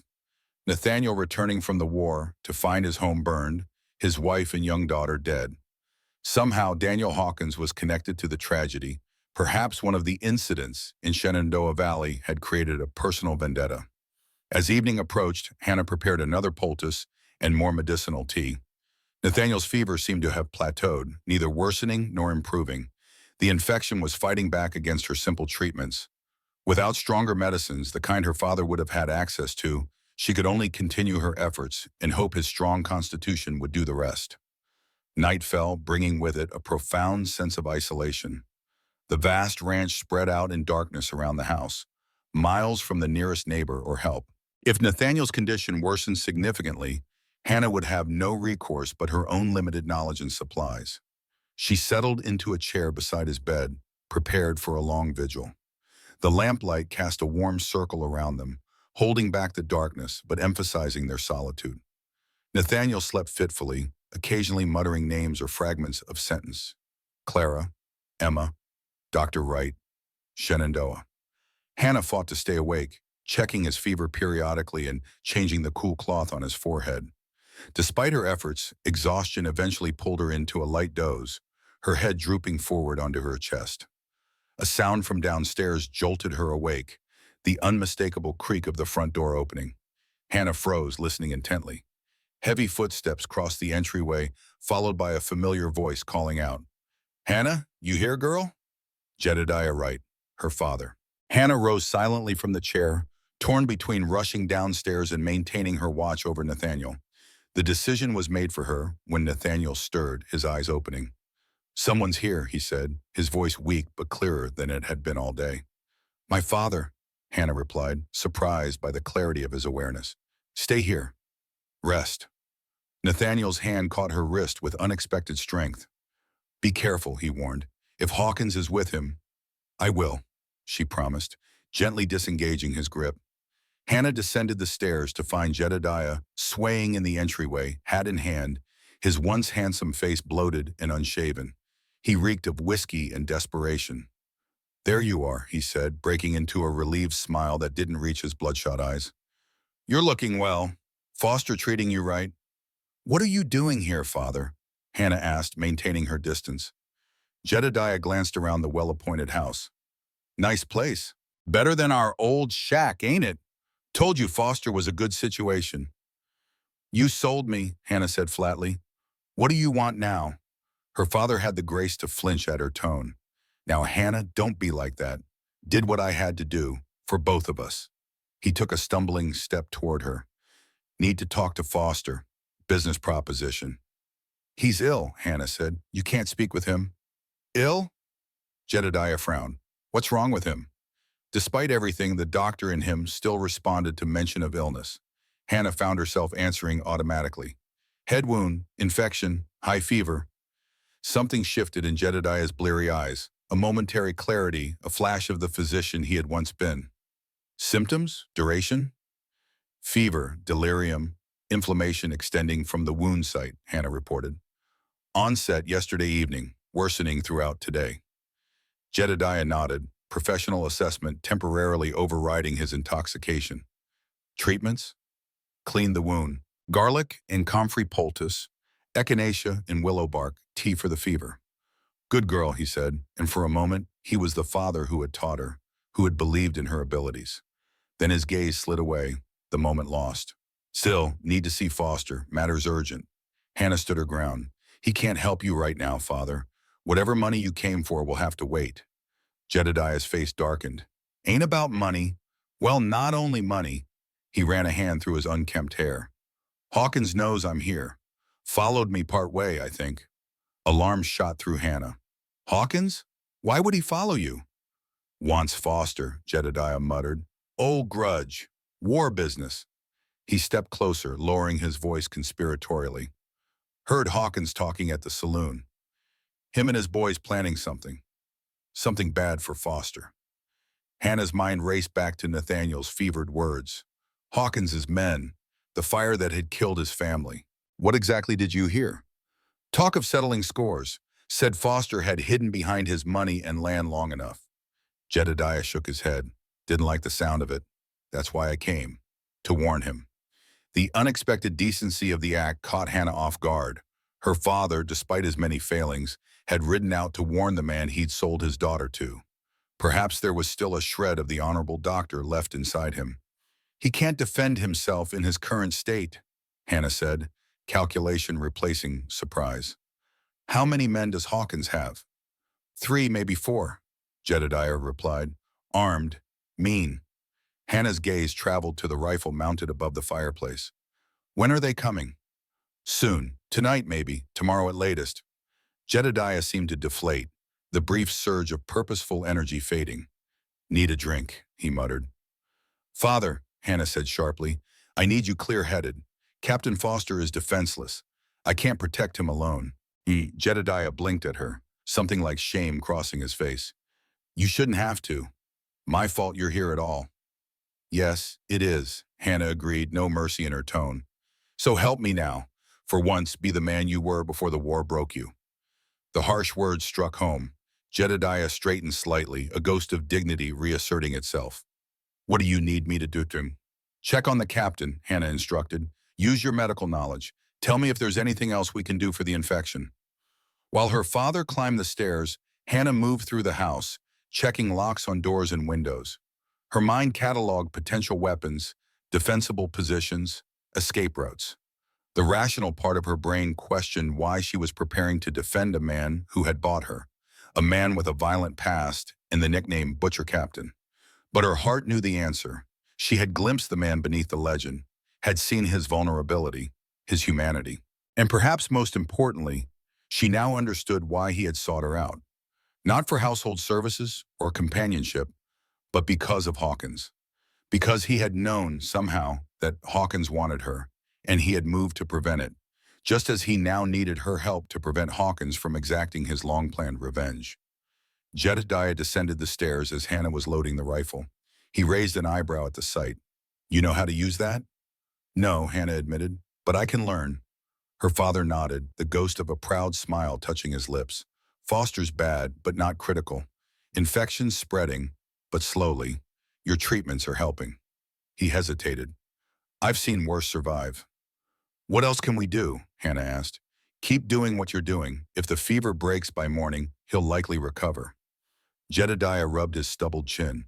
"I could ride to town, get proper medicines, silver nitrate for the wound, quinine for the fever." Hannah studied him, weighing trust against experience.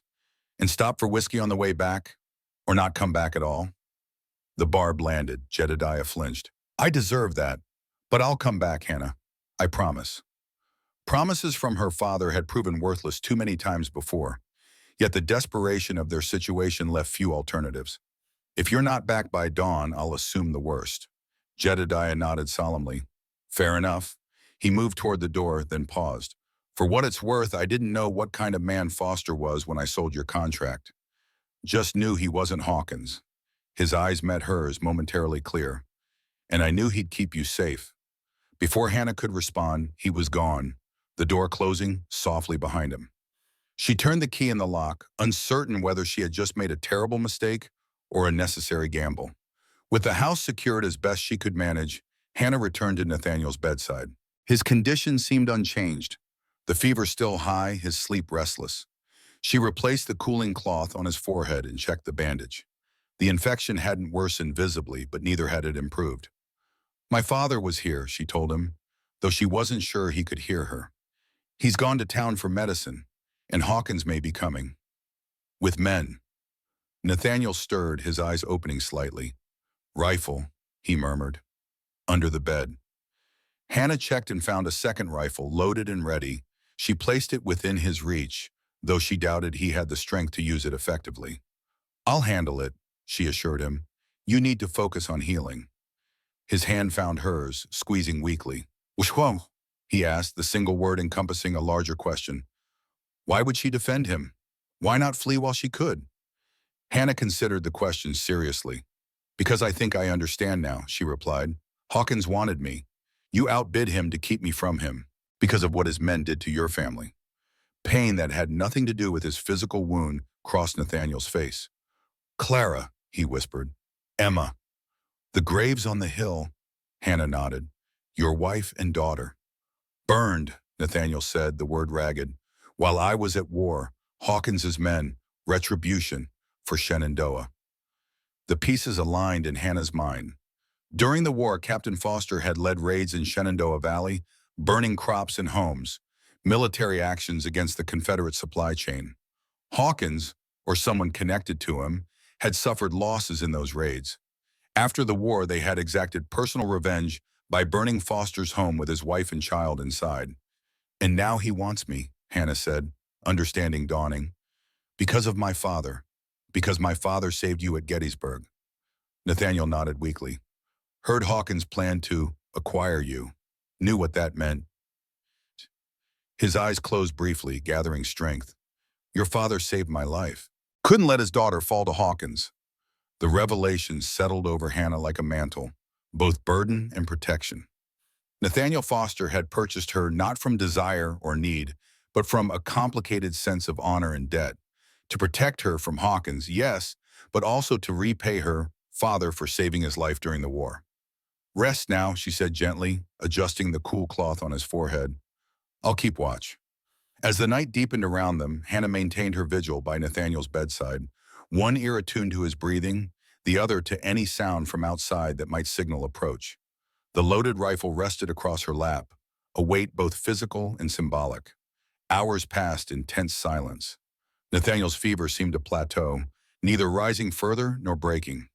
Hannah dozed intermittently, jerking awake at every creak of the house settling or gust of wind against the windows. Near midnight, Nathaniel stirred again, more lucid than he had been all day. "Miss Wright," he said, his voice weak but clear. "I'm here," she replied, leaning forward. "If Hawkins comes," he began, then had to pause to gather strength. "If something happens to me, deed to the ranch is in my desk. Bottom drawer. Your name." Hannah blinked in surprise. "My name? I don't understand." "Put it in your name after I bought your contract. Insurance. In case—" He trailed off, the effort of speaking draining his limited energy. "In case you didn't survive Hawkins's revenge," Hannah finished for him, understanding blooming. "You made me your heir." A slight nod was his only response before his eyes closed again, exhaustion claiming him. Hannah sat back in her chair, stunned by this new revelation. Nathaniel hadn't just purchased her contract, he had deeded his entire ranch to her. Not as property passing to another owner, but as a woman with legal rights to land and home. It was a gesture beyond simple debt or protection. It was a restoration of the very humanity that her father's action had stripped from her. The realization brought tears to her eyes, unexpected and unwelcome in their vulnerability. She wiped them away quickly, refocusing on the practical matters at hand. Sentiment wouldn't stop bullets if Hawkins and his men came calling. Dawn was still hours away, no sign of her father returning with medicines. Hannah checked Nathaniel's fever again, still high but perhaps marginally lower than before. The poultice needed changing. She set the rifle aside momentarily to prepare a fresh one. As she worked, a new sound froze her hands. The distant approach of horses, moving at a steady pace up the long drive to the ranch house. Too many for it to be just her father returning. Hawkins had come, and he had brought his men. Hannah finished securing the fresh bandage with quick, efficient movements, then retrieved the rifle. "Riders coming," she told Nathaniel, unsure how much he comprehended in his fever state. "Several of them." His eyes opened, clearer than they had been.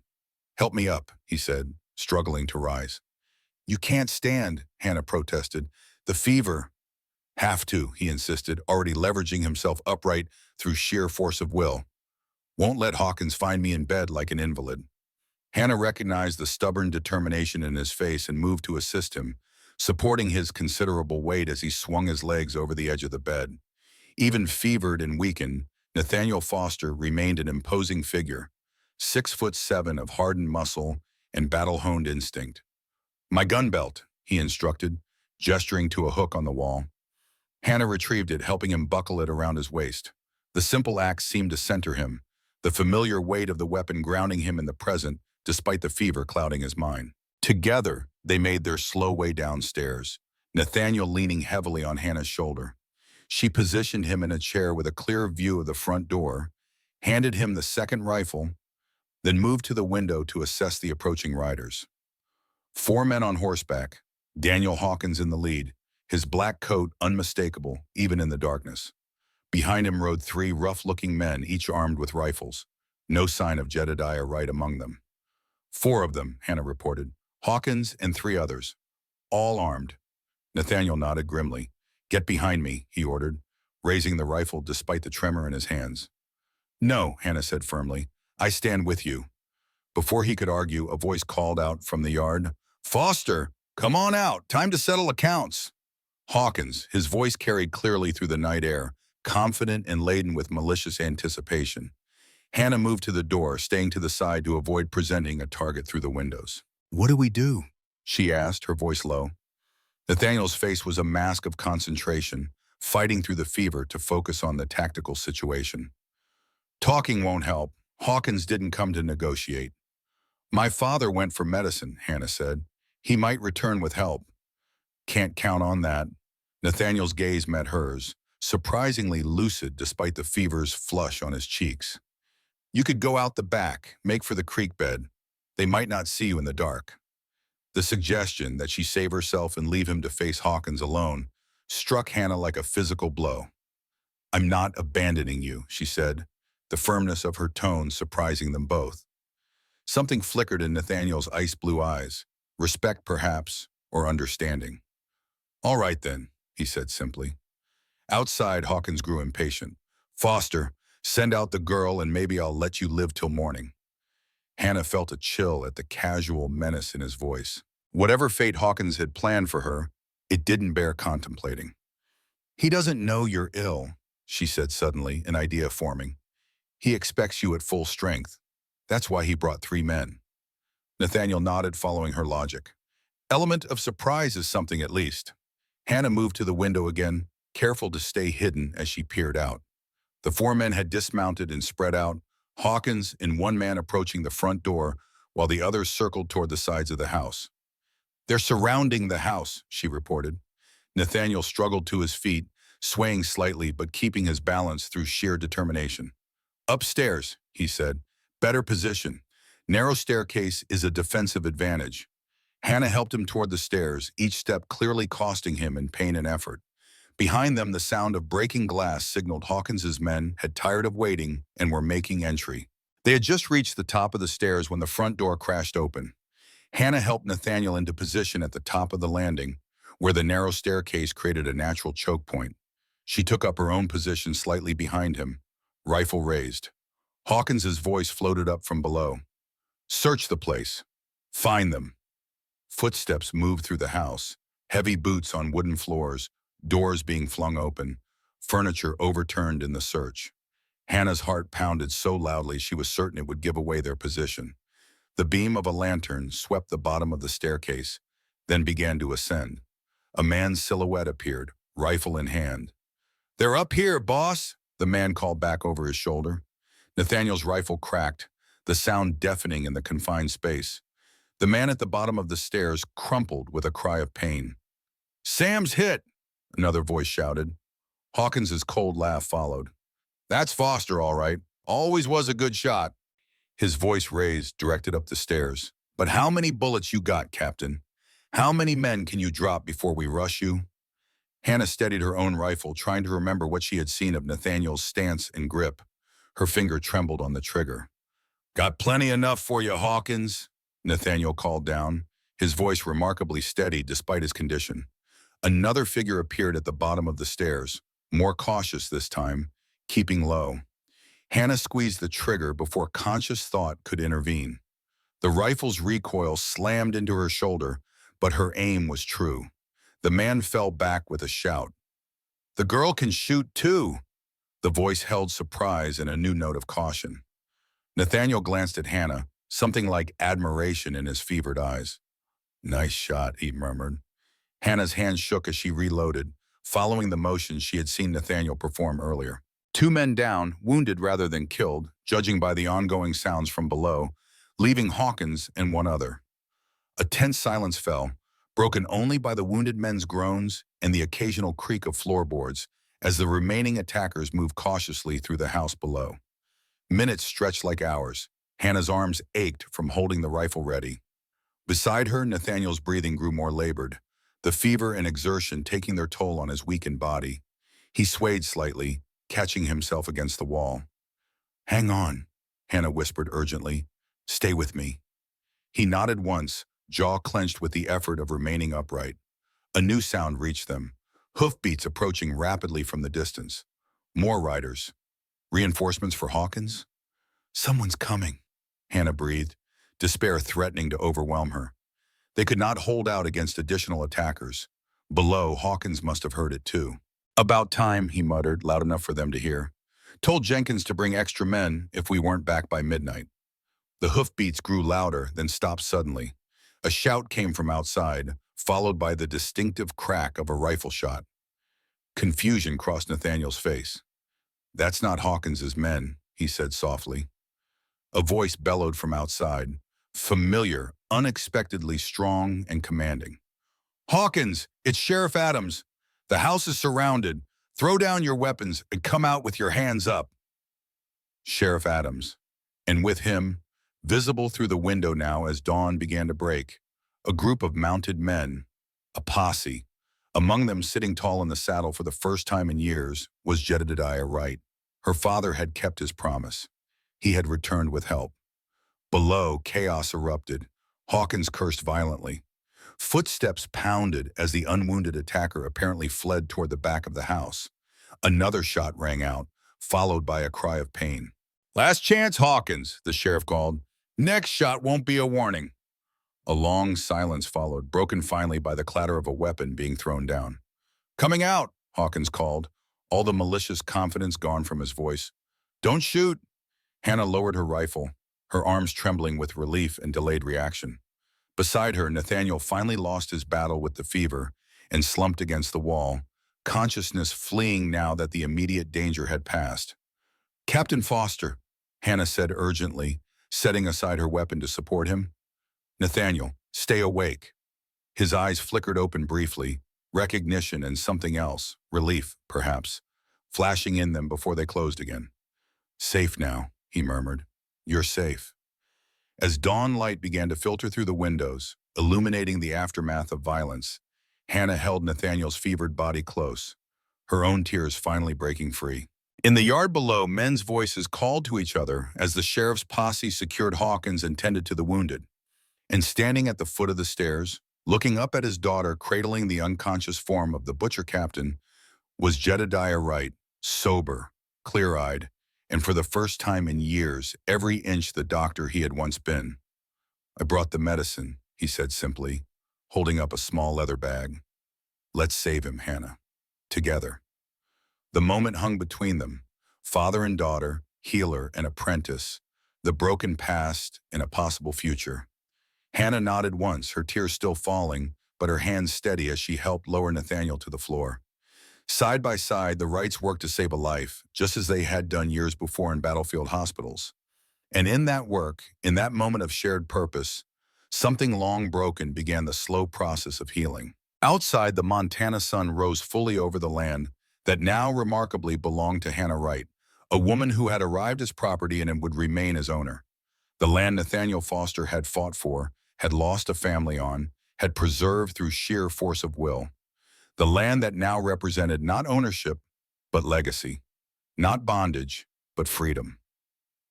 The first day of a new chapter had dawned on the Foster Ranch. The following days passed in a blur of exhaustion and vigilance as Hannah and Jedediah fought to save Nathaniel's life.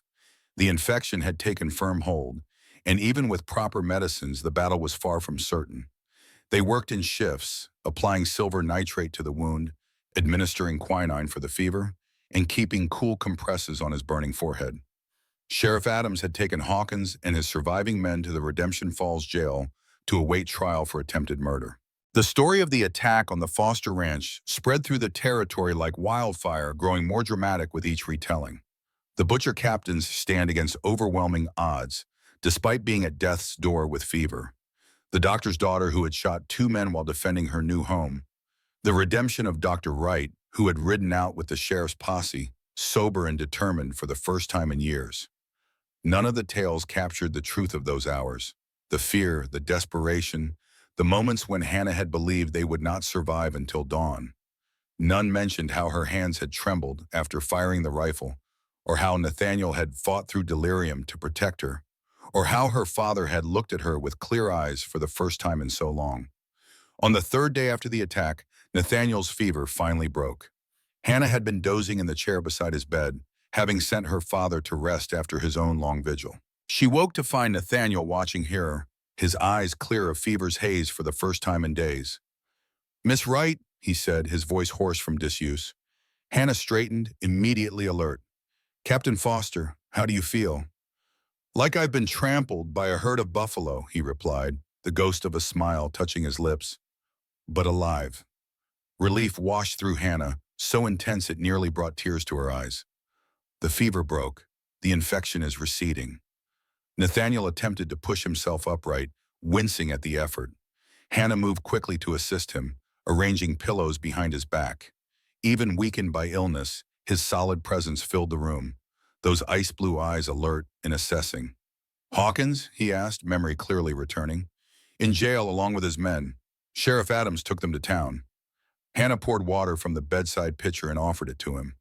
They'll stand trial for attempted murder. Nathaniel accepted the water gratefully, his hand steady enough to hold the glass himself. After drinking deeply, he asked, "Your father?" "Downstairs, resting. He—" Hannah paused, uncertain how to explain the transformation she had witnessed. "He's been helping care for you. He brought medicine from town, rode out with the sheriff's posse." Something like understanding crossed Nathaniel's face. Sober. Yes. The simple affirmation contained volumes, hope, caution, the weight of too many past disappointments. Nathaniel nodded, then looked around the room as if seeing it with new eyes. "You've been here the whole time?" "Yes," Hannah confirmed. "We've been taking turns watching over you." "Thank you," he said, the words simple but weighted with genuine gratitude. "For staying, for fighting." Hannah brushed aside the thanks, uncomfortable with the raw emotion it stirred. "You need to rest, regain your strength." "I remember," Nathaniel said suddenly, "during the fever. Things I told you." Hannah's gaze dropped to her hands, remembering his fevered revelations. "About Clara and Emma, about Hawkins's men burning your home during the war. And about the deed," he added, studying her face. "The ranch." "Yes." Hannah met his eyes again. "Why would you do that? Put the ranch in my name?" Nathaniel was silent for a moment, gathering his thoughts. "After I bought your contract, I realized you had no protection if something happened to me. Hawkins would simply claim you as abandoned property." His jaw tightened at the words. "The deed ensures that can never happen. This land is yours, regardless of what becomes of me." The enormity of the gesture still stunned Hannah. In a territory where women rarely owned property in their own right, Nathaniel had given her not just protection, but independence, the freedom to determine her own fate. "I don't know what to say," she admitted. "Say you'll use it well," he replied simply. "If anything happens to me." Before Hannah could respond, footsteps sounded on the stairs, and Jedediah appeared in the doorway. He looked different from the broken man who had sold his daughter weeks earlier, still gaunt, still bearing the marks of years of hard drinking, but clear-eyed and steady. "Captain Foster," he said, professional assessment evident in his gaze as he took in Nathaniel's improved condition. "Good to see you rejoining the living." "You're right." Nathaniel inclined his head slightly. "Seems I'm in your debt once again." A shadow crossed Jedediah's face. "Not in my debt, never that." He moved into the room, automatically checking Nathaniel's pulse. "Fever's gone, infection's clearing. Another few days of rest, and you'll be on your feet." "Thank you for coming back," Nathaniel said quietly. "With the sheriff." Jedediah's hand stilled momentarily. "Least I could do." He glanced at Hannah, something like shame in his eyes. "For both of you." The moment stretched between them, weighted with unspoken history and the tentative possibility of redemption. Then Jedediah cleared his throat, professional manner reasserting itself. "Need to change that bandage," he said briskly. "Hannah, fetch fresh dressings, would you?" Hannah rose, recognizing her father's need for a private word with Nathaniel. As she left the room, she heard Jedediah's voice drop low, serious words passing between the two men who had shaped her fate in such different ways. In the days that followed, Nathaniel regained strength with surprising speed, his powerful constitution reasserting itself once the fever was conquered. By the end of the week, he was able to leave his bed for short periods, though Hannah and Jedediah both insisted he limit his activities. The forced convalescence created an unusual domestic arrangement. Jedediah remained at the ranch, sleeping in one of the spare rooms, helping with Nathaniel's care, and gradually taking on some of the medical duties for the ranch hands in nearby homesteads. Hannah continued managing the household, but now as acknowledged owner rather than purchased housekeeper. Nathaniel, restless with inactivity, began teaching Hannah about the ranch operations, the breeding records for the cattle, the accounts with merchants in town, the contracts with buyers from the eastern markets. She absorbed the information quickly, her natural intelligence finding new purpose in practical application. In the evenings, the three of them often sat in the ranch house's main room, Hannah with mending or accounts, Nathaniel reading one of his many books, Jedediah sometimes writing in a journal he had begun keeping since his return to sobriety. It was an approximation of family life none of them had experienced for years, perhaps ever. Yet beneath the surface of this domestic tranquility, currents of unresolved truth still ran deep. Hannah knew fragments of the connection between her father and Nathaniel, between Hawkins and the butcher captain, but not the whole story. Not yet. The revelation came on a quiet evening 2 weeks after the attack. Nathaniel had graduated to short walks around the ranch yard, rebuilding his strength. Hannah accompanied him, ready to offer support if needed, though his stride grew more confident each day. They had reached the small rise where the family cemetery stood, Nathaniel pausing to catch his breath beside the weathered fence. Within the enclosure, two simple markers stood side by side. Clara Foster, beloved wife 1840 to 1866. Emma Foster, cherished daughter 1862-1866. They died while I was away, Nathaniel said quietly, breaking their companionable silence. I'd returned to service after recovering from my wound. The Union needed experienced officers in the final push. Hannah remained silent, sensing he needed to speak the words that had been locked inside him for so long. I received word they were dead 2 weeks after it happened. By then, they were already buried. His voice remained steady, but pain etched lines around his eyes. Neighbors did it, said the house burned so hot and fast they couldn't save them. Clara and Emma were trapped upstairs. I'm so sorry, Hannah said softly, the words inadequate against such loss. Nathaniel's gaze remained fixed on the graves. It was only later I learned it wasn't an accident, that Hawkins's associates had targeted my home specifically. His jaw tightened. Revenge for Shenandoah. What happened in Shenandoah? Hannah asked, the question she had been holding back for weeks. Nathaniel was silent for a long moment, weighing his answer. I commanded a unit tasked with denying resources to Confederate forces. We burned crops, destroyed mills, confiscated livestock. He turned to face her, his expression grave. It was war, Hannah, brutal but necessary. And civilians suffered, she prompted gently. Yes.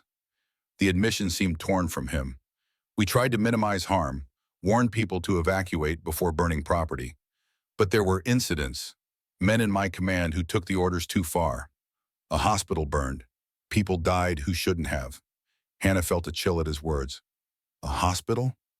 Something flickered in Nathaniel's eyes, recognition that they had reached the heart of the matter.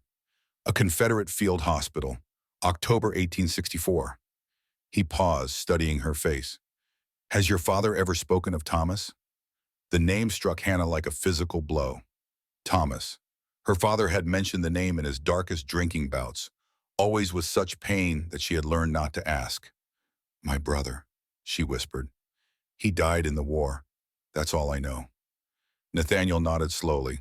Thomas Wright, trained by your father in medicine, served as a medical assistant with the Confederate forces, despite your father's Union sympathies.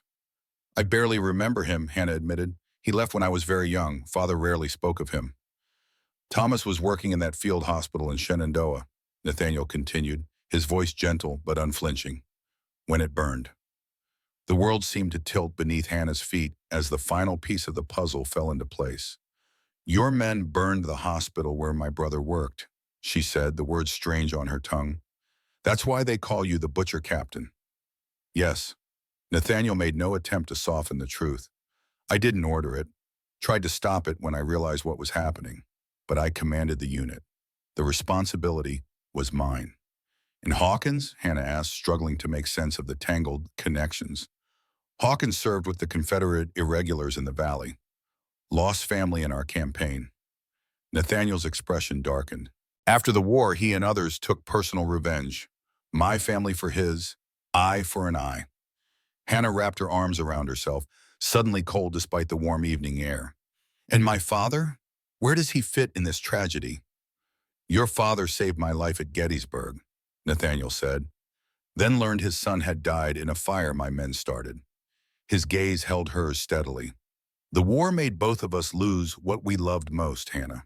Your father lost his son and then himself in the bottle. I lost my family and found only emptiness waiting on the other side of victory. The enormity of it washed over Hannah, the tangled web of grief, guilt, and retribution that had culminated in her father selling her to the very man whose actions had indirectly led to her brother's death. The cruel symmetry of it was almost unbearable. Why tell me this now? She asked, her voice barely above a whisper. Because you deserve the truth, Nathaniel replied simply. All of it, before you decide your future.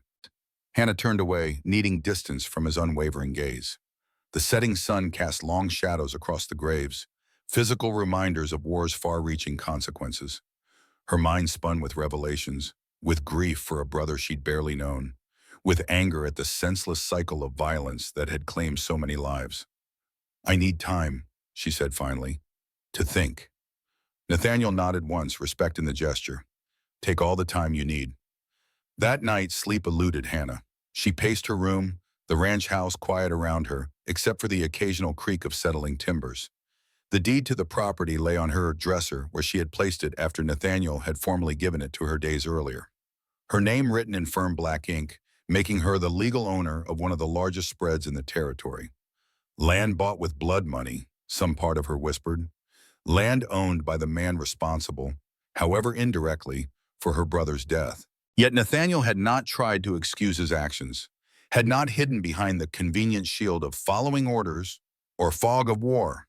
He had accepted responsibility, had lived with the consequences. His family taken from him, just as he had inadvertently taken family from others. And her father, what of Jedediah Wright? He had saved Nathaniel's life at Gettysburg, only to learn later that men under Nathaniel's command had killed his son. Had that knowledge driven him to drink? Had selling Hannah to Nathaniel been some twisted attempt at justice, or simply the desperate act of a broken man with debts to pay? Morning found Hannah exhausted but resolute. She dressed with care, braiding her dark hair and smoothing the wrinkles from her simple blue dress. In the kitchen, she found her father already awake, nursing a cup of coffee with hands that no longer trembled. "You know," he said simply, meeting her eyes. Hannah nodded. "Nathaniel told me about Thomas, about the hospital." Jedediah set down his cup, pain etching deeper lines in his weathered face. "I should have told you long ago. You deserve to know about your brother." "Why didn't you?" The question held no accusation, only genuine desire to understand. "Cowardice, at first," Jedediah admitted. "The pain was too fresh. Then shame as the drinking took hold. And finally," he trailed off, staring into his coffee as if it held answers. "Finally, I think I just couldn't bear to see you look at me the way you're looking now." "How am I looking at you?" Hannah asked softly. "Like you're seeing a stranger." Jedediah's voice cracked slightly. A failure of a father who couldn't protect his son, couldn't honor his daughter, couldn't even stay sober long enough to remember what kind of man he used to be. The raw honesty of his self-assessment struck Hannah silent. This was not the defensive, self-pitying father of recent years, but a man finally facing the full measure of his failures. "I'm still trying to understand," she said finally. "If you knew Nathaniel's men were responsible for Thomas's death, why did you sell me to him?" Jedediah's gaze lifted to meet hers, steady despite the pain reflected there. "By then, I'd long since learned the truth about the hospital fire. That Nathaniel had tried to stop it, that he'd court-martialed the men responsible." He shook his head slowly. "War makes monsters of good men, Hannah, but it also reveals the true character of others. Nathaniel Foster might carry the name Butcher Captain, but he's a man of honor." "And Hawkins?" Hannah pressed. "You knew what he wanted me for." "Yes." The single syllable contained volumes of shame. "When I heard Hawkins planned to acquire you, I was desperate. Told Foster about it, thinking he might help given our history. And instead, he bought me himself," Hannah finished. "For protection," Jedediah insisted, "not ownership. Never that. He promised me he'd keep you safe from Hawkins, give you a decent life." Her father's hands tightened around his cup. "It was wrong to sell you. Unforgivable. But in my whiskey-soaked mind, it seemed the only way to save you from worse." Hannah absorbed this, trying to reconcile the tangle of motivations and consequences that had brought her to this moment. Before she could respond, heavy footsteps on the porch announced Nathaniel's approach.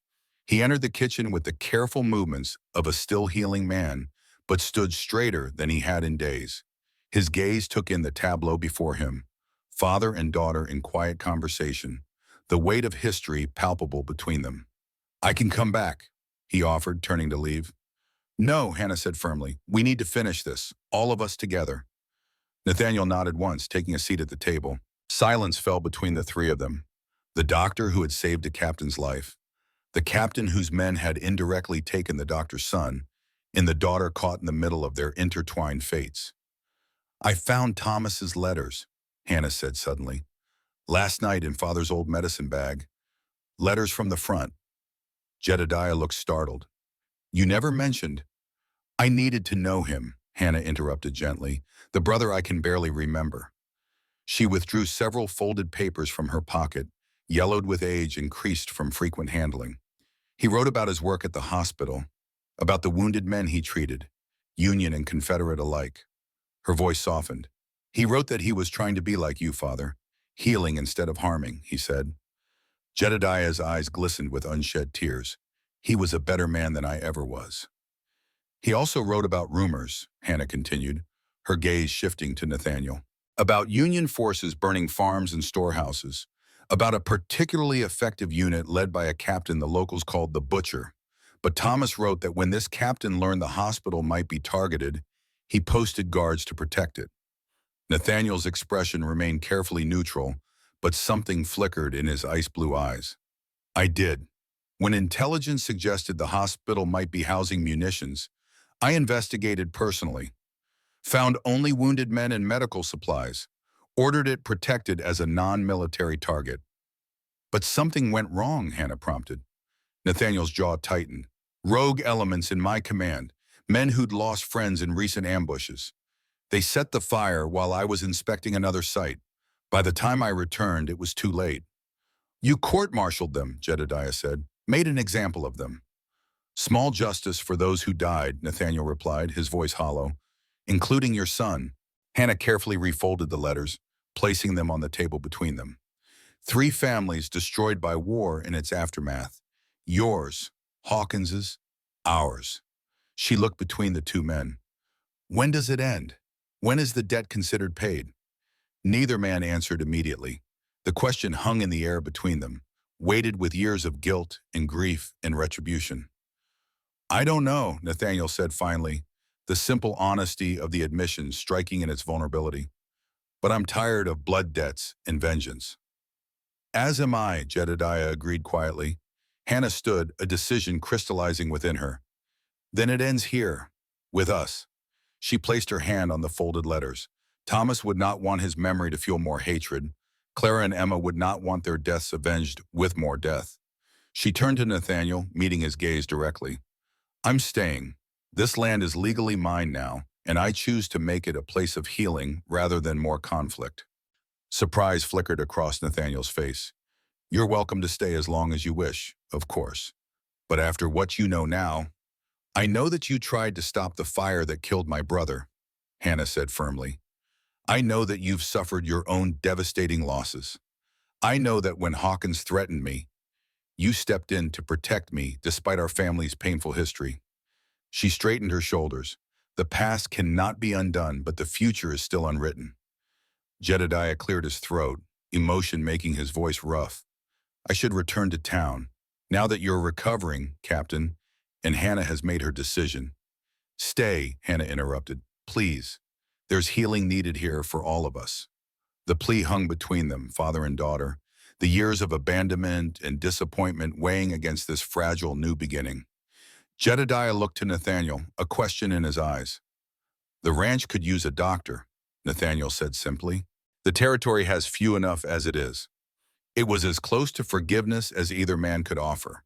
Not absolution for past wrongs, but an opportunity to build something new from the ashes of their intertwined tragedies.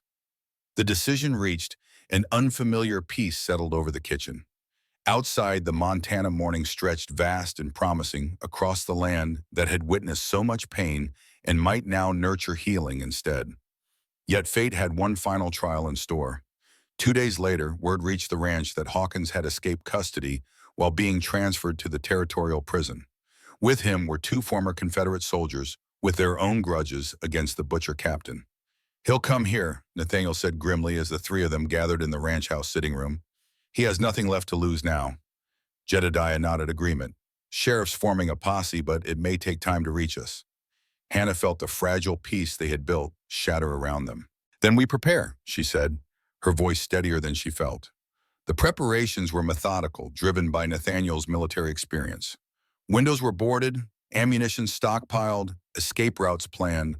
The ranch hands were sent to the far pastures with the valuable stock, leaving the three of them alone to face whatever came. Night fell with agonizing slowness, each creak and rustle outside magnified by tense anticipation. They took turns watching, though none could truly rest. It was near midnight when Hannah, taking her watch at an upstairs window, spotted movement at the edge of the property. Three riders approaching with careful stealth. "They're here," she called softly to Nathaniel and her father. Nathaniel joined her at the window, rifle in hand. His strength had returned enough for him to stand straight, though Hannah knew he was not yet at full capacity. "Three of them," he confirmed, eyes narrowed. "Hawkins and two others. They'll try to surround the house." "Like before," Hannah said, remembering the previous attack. Nathaniel nodded grimly. "Get to your position. Remember what I showed you." Hannah moved to the top of the stairs, rifle ready, as Nathaniel had instructed. From this vantage point, she could cover both the front door and the back hallway. Jedediah took position in the kitchen, guarding the rear entrance.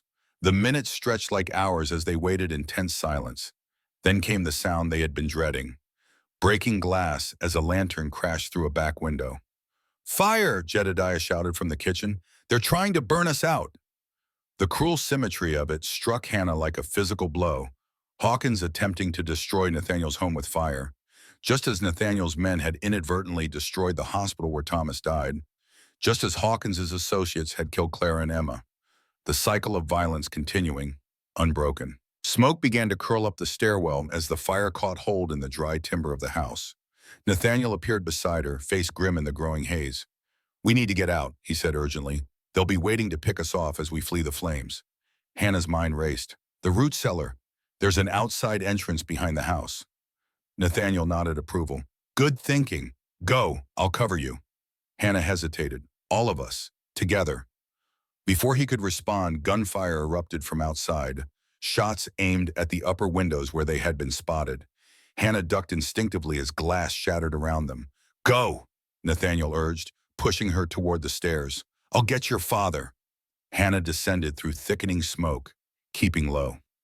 The fire was spreading rapidly, feeding on the aged wood of the ranch house. Heat pressed against her face as she made her way toward the kitchen. She found Jedediah and Nathaniel already there, her father clutching a bloody arm where a bullet had grazed him. "It's nothing," he insisted as Hannah moved to examine it. "We need to get out now." The kitchen was still relatively clear of fire, but smoke billowed under the door leading to the main part of the house. Nathaniel moved to the trap door in the floor, lifting it to reveal the steep steps to the root cellar below. "You first," he told Hannah, rifle ready in case Hawkins's men appeared at the windows. Hannah descended quickly, reaching up to help her wounded father down the narrow stairs. Nathaniel followed, pulling the trap door closed behind them, just as the kitchen erupted in flames above. The root cellar was cool and dark, the only light coming from a small lantern Nathaniel had grabbed in their escape. Earthen walls surrounded them, and shelves lined with preserved foods and supplies stood against one wall. At the far end, a narrow tunnel led to an outside entrance, used for bringing in root vegetables during harvest. "That tunnel comes out behind the barn," Nathaniel said in a low voice. "If we can reach it without being seen, we might make it to the horses." Hannah tore a strip from her petticoat, quickly binding her father's wounded arm. "Ready?" she asked him. Jedediah nodded, his face determined despite the pain. "Let's go." They moved single file through the low tunnel, Nathaniel leading with the lantern, Hannah in the middle, Jedediah bringing up the rear. The passage was tight, requiring them to crouch as they moved forward. Above them, they could hear the crackle and roar of the house burning, timbers collapsing as the fire consumed the structure. At the tunnel's end, Nathaniel extinguished the lantern and peered cautiously out. The night air was thick with smoke, but the barn stood intact 100 yards away. Between them and safety lay open ground, illuminated by the hellish glow of the burning house. "No sign of them," Nathaniel whispered. "They must be watching the front, expecting us to flee that way." "I'll go first," Jedediah said unexpectedly. "Draw their fire if they're out there. You two make for the barn while they're distracted." "No," Hannah protested immediately. "We stay together." "It's the tactical choice," her father insisted. "I'm already wounded. Slower. Better I create the diversion." "No one is sacrificing themselves," Nathaniel cut in firmly. We moved together, fast and low. Ready? Before either could respond, a voice called from nearby. Hawkins, his tone triumphant. I can see you, Foster. You and the girl and her drunken father. The house is gone. And you're next. Gunfire erupted, bullets thudding into the earth around the tunnel entrance. They pulled back instinctively, pressed against the earthen walls of their temporary shelter. He's between us and the barn, Nathaniel said grimly. We're pinned down. There's another way, Jedediah said suddenly. The creek bed, it runs behind the cemetery hill. If you can reach it, it will give you cover all the way to the north pasture. Hannah noticed his choice of words. You, not we. Father, she began. I'll draw them off, Jedediah continued, as if he hadn't heard her. Give you time to reach the creek. Absolutely not, Hannah said fiercely. Jedediah turned to her, his eyes clear and determined in the faint light. Hannah, my daughter, I have failed you in so many ways. His voice was gentle but firm. Let me do this one thing right. I won't lose you too, she whispered, tears threatening. You won't lose me, he promised. I'll lead them away, then circle back. Meet you at Sherman Hayes' place. He turned to Nathaniel. Take care of her. Before either could stop him, Jedediah was gone, slipping out of the tunnel entrance and moving away from the creek bed, deliberately making noise to attract attention. There's one, Hawkins' voice called out. Get him! Gunfire followed, then the sound of running feet as Hawkins and his men pursued Jedediah into the darkness. Now, Nathaniel said urgently, taking Hannah's arm, while they're distracted. They emerged from the tunnel into smoke-filled air. Behind them, the ranch house was fully engulfed, casting a hellish glow over the scene. Without the shelter of the building, they were exposed and vulnerable. But Hawkins and his men were nowhere in sight, having pursued Jedediah in the opposite direction. Keeping low, they ran toward the creek bed, the sound of distant gunfire spurring them on. Hannah's heart pounded with fear for her father, but she forced herself to focus on the immediate danger.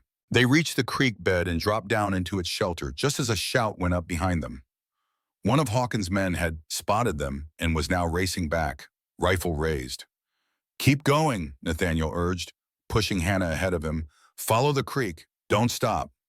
What about you? She demanded, already knowing his answer. I'll hold him off. Buy you time. Nathaniel's expression was resolute. Go, Hannah. Please.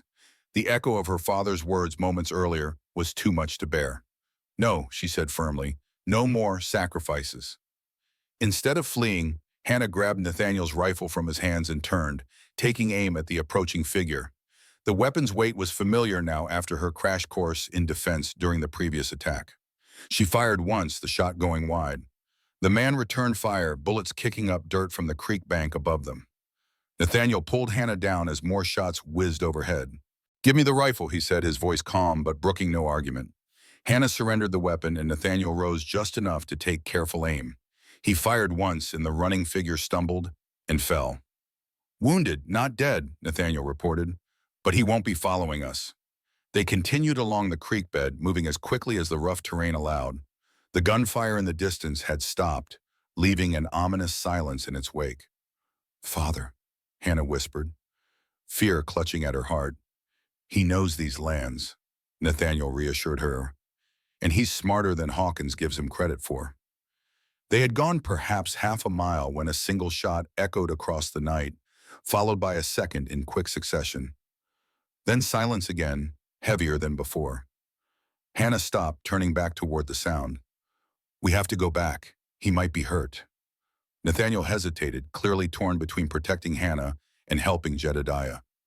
Finally, he nodded. Stay behind me. Move only when I signal. They retraced their steps cautiously, every sense alert for danger. As they neared the burning remains of the ranch house, a figure appeared on the ridge above the creek bed. Hawkins, rifle in hand, silhouetted against the flames. I see you, Foster, he called down. You and the girl. End of the line. He raised his rifle, taking deliberate aim. Nathaniel pushed Hannah behind him, shielding her with his body. Before Hawkins could fire, another shot rang out from the darkness. Hawkins jerked, his rifle discharging harmlessly into the air as he toppled forward, rolling down the bank to land in a crumpled heap at their feet. From the shadows emerged Jedediah Wright, his wounded arm hanging limp at his side, a pistol in his other hand. "Father!" Hannah cried, rushing forward. Jedediah swayed on his feet, and as Hannah reached him, she saw the dark stains spreading across his shirt, not from his arm, but from his chest. A bullet wound, serious and bleeding freely. "You're hit," she gasped, helping him sit against the creek bank. "Got the third man," Jedediah said, his voice weak but satisfied. "Then Hawkins caught me by surprise, winged me before I could get proper cover." Nathaniel knelt beside them, quickly assessing the wound with experienced eyes. His expression told Hannah everything she needed to know. "How bad?" Jedediah asked, ever the doctor even now. "Bad," Nathaniel admitted, not offering false comfort to a man who would recognize the lie. Jedediah nodded, seemingly unsurprised. "Figured as much. Can't seem to catch my breath." Hannah pressed her hands against the wound, trying to stem the bleeding, but the blow welled between her fingers, hot and relentless. "We need to get you to town, to a doctor." A faint smile touched Jedediah's lips. "I am a doctor, remember?" He coughed, a wet sound that sent a chill through Hannah. "Too far. Too late." "No," Hannah insisted, tears blurring her vision. "You promised you'd meet us at Sherman's place. You promised." Jedediah reached up with his good hand, touching her cheek gently. "I'm sorry, Hannah, for everything, for being less than the father you deserved." "Don't," she whispered. "Save your strength." He shook his head slightly, turning his gaze to Nathaniel. "You'll keep your promise?" Nathaniel nodded solemnly. "With my life." "Promise?" Hannah echoed, confusion mingling with her grief. "What promise?" Jedediah's breathing grew more labored, each word an effort. "Asked Foster to protect you before I sold your contract. Made him promise to keep you safe. From Hawkins, from anyone who'd harm you." Hannah looked between the two men, understanding dawning through her tears. "That's why you bought me? Because of a promise to my father?" "Yes," Nathaniel confirmed quietly. "When he told me Hawkins intended to acquire you, I offered an alternative. Jedediah knew my reputation, knew what men called me during the war, but he also knew I would honor my word. I knew he would treat you with respect," Jedediah added, his voice fading. "Give you a home, safety." Hannah held her father's hand tightly, feeling his pulse grow weaker beneath her fingers. "Why didn't you tell me?" "Shame," Jedediah admitted. "Couldn't bear to see your disappointment. Easier to let you think I didn't care." "I never thought that," Hannah insisted. "I knew the war broke something in you when Thomas died." "I understood, Father." A peace seemed to settle over Jedediah's features at her words. "You have your mother's heart and Thomas's spirit." He squeezed her hand weakly. "Proud of you, Hannah. Always was." His gaze shifted to the sky above, where stars were visible through breaks in the smoke. "Think Thomas is waiting? Think he'll forgive me?" "He already has," Hannah whispered, pressing her forehead to her father's hand. "He loved you. We both did." Jedediah's lips curved in a faint smile. His chest rose once more, then fell on a long, soft exhalation. The hand in Hannah's went slack. Dr. Jedediah Wright, once called the Miracle Man of Gettysburg, was gone. They buried him on the hill beside Clara and Emma Foster as the dawn light broke over the mountains.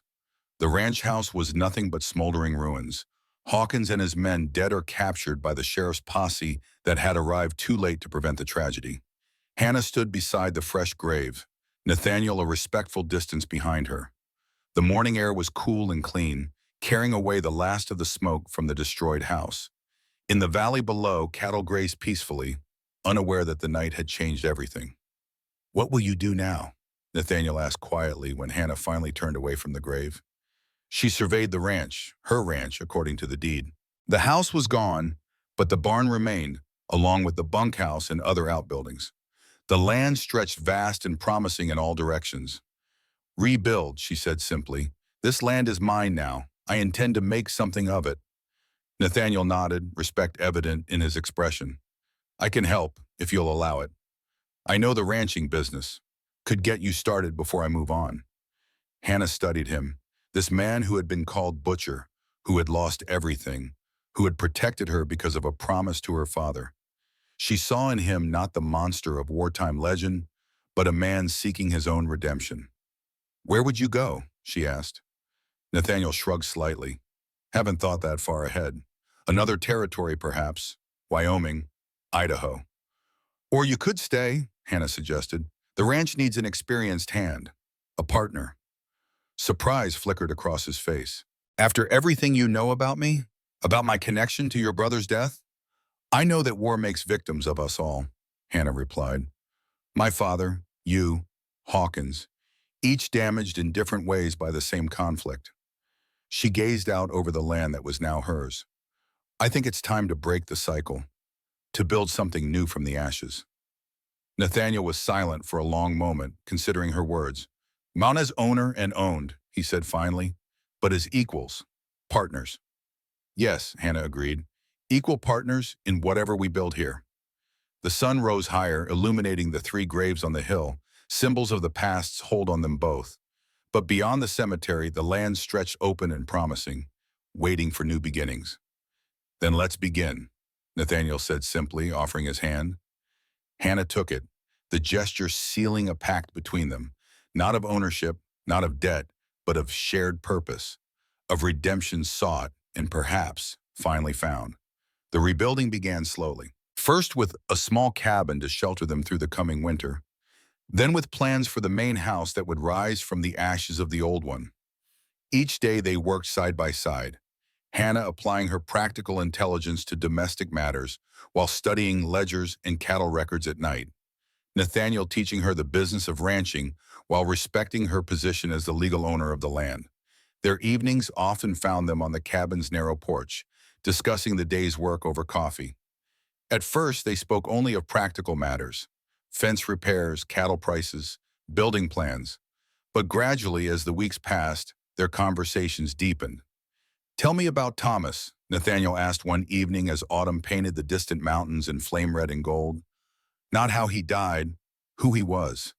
Hannah's hand stilled around her cup. He was kind, she said finally. I was only 6 when he left, but I remember him letting me help organize Father's medical supplies. He never treated me like I was too small to be useful.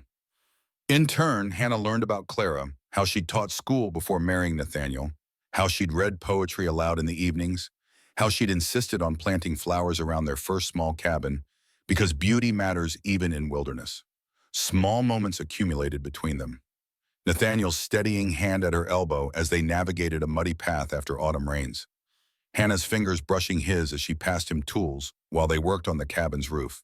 The way his eyes lingered on her when she wasn't looking, and how sometimes she caught him watching and neither looked away. When the first winter storm blew in, it caught Hannah returning from checking the north pasture fence. She'd insisted on learning every aspect of the ranch work, refusing to be limited to household duties. The snow came suddenly, a white wall that erased the trail and stung her face with icy particles. Disoriented, her horse nervously stepping in deepening drifts, Hannah realized the danger too late. Night was falling, temperature plummeting, and she had lost her bearings in the featureless white landscape. She didn't see Nathaniel until he was almost upon her, materializing like a ghost through the curtain of snow, leading his horse rather than riding. Without a word, he took her reins, and with his free hand, caught her gloved fingers in his own. Follow me, he shouted above the wind's howl. Stay close. They walked for what seemed hours, Nathaniel somehow finding their way through instinct and experience, where Hannah saw only blinding white. When the cabin's lights finally appeared, golden through the storm, relief made her knees weak. Inside, as they shed frozen outer garments and Hannah's numb fingers struggled with her buttons, Nathaniel built up the fire with quiet efficiency. Only when warmth began to return to her chilled body did she notice the fear in his eyes as he looked at her. I thought, he began, then stopped himself. When I realized you weren't back. You came looking for me, Hannah finished. Not a question. Always, he said simply. The single word held weight far beyond its syllable. That night, huddled near the fire as the storm raged outside, something shifted between them. Hannah told stories of her childhood, of her mother whom she barely remembered. Nathaniel spoke of his dreams before the war, of the man he had been before violence and loss hardened him. I don't regret what the war made me, he said, staring into the flames. But sometimes I wonder what might have been, what kind of man I might have become without it. We are who we are, Hannah replied softly. Shaped by our choices, yes, but also by what was done to us. What matters is what we choose now. Their eyes met across the firelit space, and for the first time, Hannah saw not the butcher captain, not her owner turned partner, but simply a man, wounded but healing, grieving but alive, reaching across the space between them, not with hands, but with heart. Spring came early that year. The main house was taking shape, timber by timber, room by room. Hannah had insisted on a clinic space, remembering her father's work and her own growing skill. Nathaniel had designed a study with bookshelves floor to ceiling. For all those medical texts you keep ordering from Denver, he'd said with a small smile that now appeared more frequently. The day they raised the final beam of the frame, neighbors from miles around came to help. Settlers who had begun to hear that the Foster Wright Ranch offered fair wages. Former soldiers who found in Nathaniel a commander who understood their nightmares. Women who recognized in Hannah a healer who listened rather than dismissed their concerns. As the sun set on the half-built house, someone produced a fiddle. Music filled the twilight air, and impromptu dancing began on the newly laid floor of what would become the main room. Hannah stood to the side, watching until Nathaniel appeared beside her. Without a word, he held out his hand. A question, not a demand. She took it, allowing him to lead her into the circle of dancers. "I don't know the Stouts," she confessed as they joined the formation. "Neither do I," he admitted, and the unexpected vulnerability in the admission made her laugh. They moved together awkwardly at first, then with growing confidence as they found their rhythm. When the music changed to a slower tune, Nathaniel's hand settled at her waist, respectful but warm through the fabric of her dress. Hannah's palm rested against his shoulder, feeling the solid strength of him, the steady heartbeat beneath her fingers. "This is what Clara would have wanted," he said quietly, his eyes holding hers in the lantern light. Life continuing, the house filled with music again. "And Emma?" Hannah asked gently. A shadow crossed his face, but not the raw pain of before. "She would have been dancing right there," he said, nodding toward where children played at the edges of the gathering. "Probably demanding I dance with her, after you." Hannah's heart swelled with unexpected tenderness. "They're still with you," she said. "Still part of what we're building." His hand tightened slightly at her waist. "Yes," he agreed, "as Thomas is with you." They continued to dance as stars appeared above the roofless house, their steps falling into natural harmony, their bodies learning the language their hearts were still finding words for. Later, walking back to the cabin in moonlight, Nathaniel stopped at the rise overlooking the construction site. "I never thought I'd feel this again," he said, his voice low and wondering. "Feel what?" Hannah asked, though something in her already knew the answer. His eyes, no longer ice but warm blue in the moonlight, met hers. "Hope," he said simply. But the way his gaze dropped briefly to her lips before returning to her eyes told her he meant something more. He didn't kiss her that night, nor the next. Their relationship evolved with the careful patience of people who had both been wounded, who understood that some things couldn't be rushed without risking further damage. But there were moments, his hand lingering when passing her coffee in the morning, her fingers straightening his collar before they rode into town for supplies. The way they began to anticipate each other's thoughts, finishing sentences and exchanging glances that needed no words. By the time summer painted the valley in wildflowers, they had developed a language of their own. A partnership that had begun as necessity had transformed into something neither had expected to find again. Trust so complete it laid the foundation for deeper feeling. They never spoke of love directly. Both had lost too much to take such words lightly, but it lived in the spaces between them, growing stronger with each shared sunrise, each problem solved together, each quiet evening on the porch of the nearly completed house. It was Hannah who finally bridged the last distance between them, on the evening they moved from the temporary cabin into the newly finished main house. As they stood in the doorway of what would be their home, truly theirs, built by their hands, their vision, their shared determination, she turned to him. "I never thanked you," she said, "for buying my contract that day." Nathaniel shook his head. "You owe me no thanks for that." "Not for the purchase," she clarified, "for what came after, for seeing me as a person when the law saw me as property, for making me your partner when you could have remained my owner." His eyes held hers, intense in the twilight. "You were never property to me, Hannah, even that first day." She stepped closer, close enough to feel the warmth of him, to see the pulse beating at his throat. "And now?" she asked softly. "What am I to you now?" His hand rose slowly, giving her every chance to step away, to reconsider.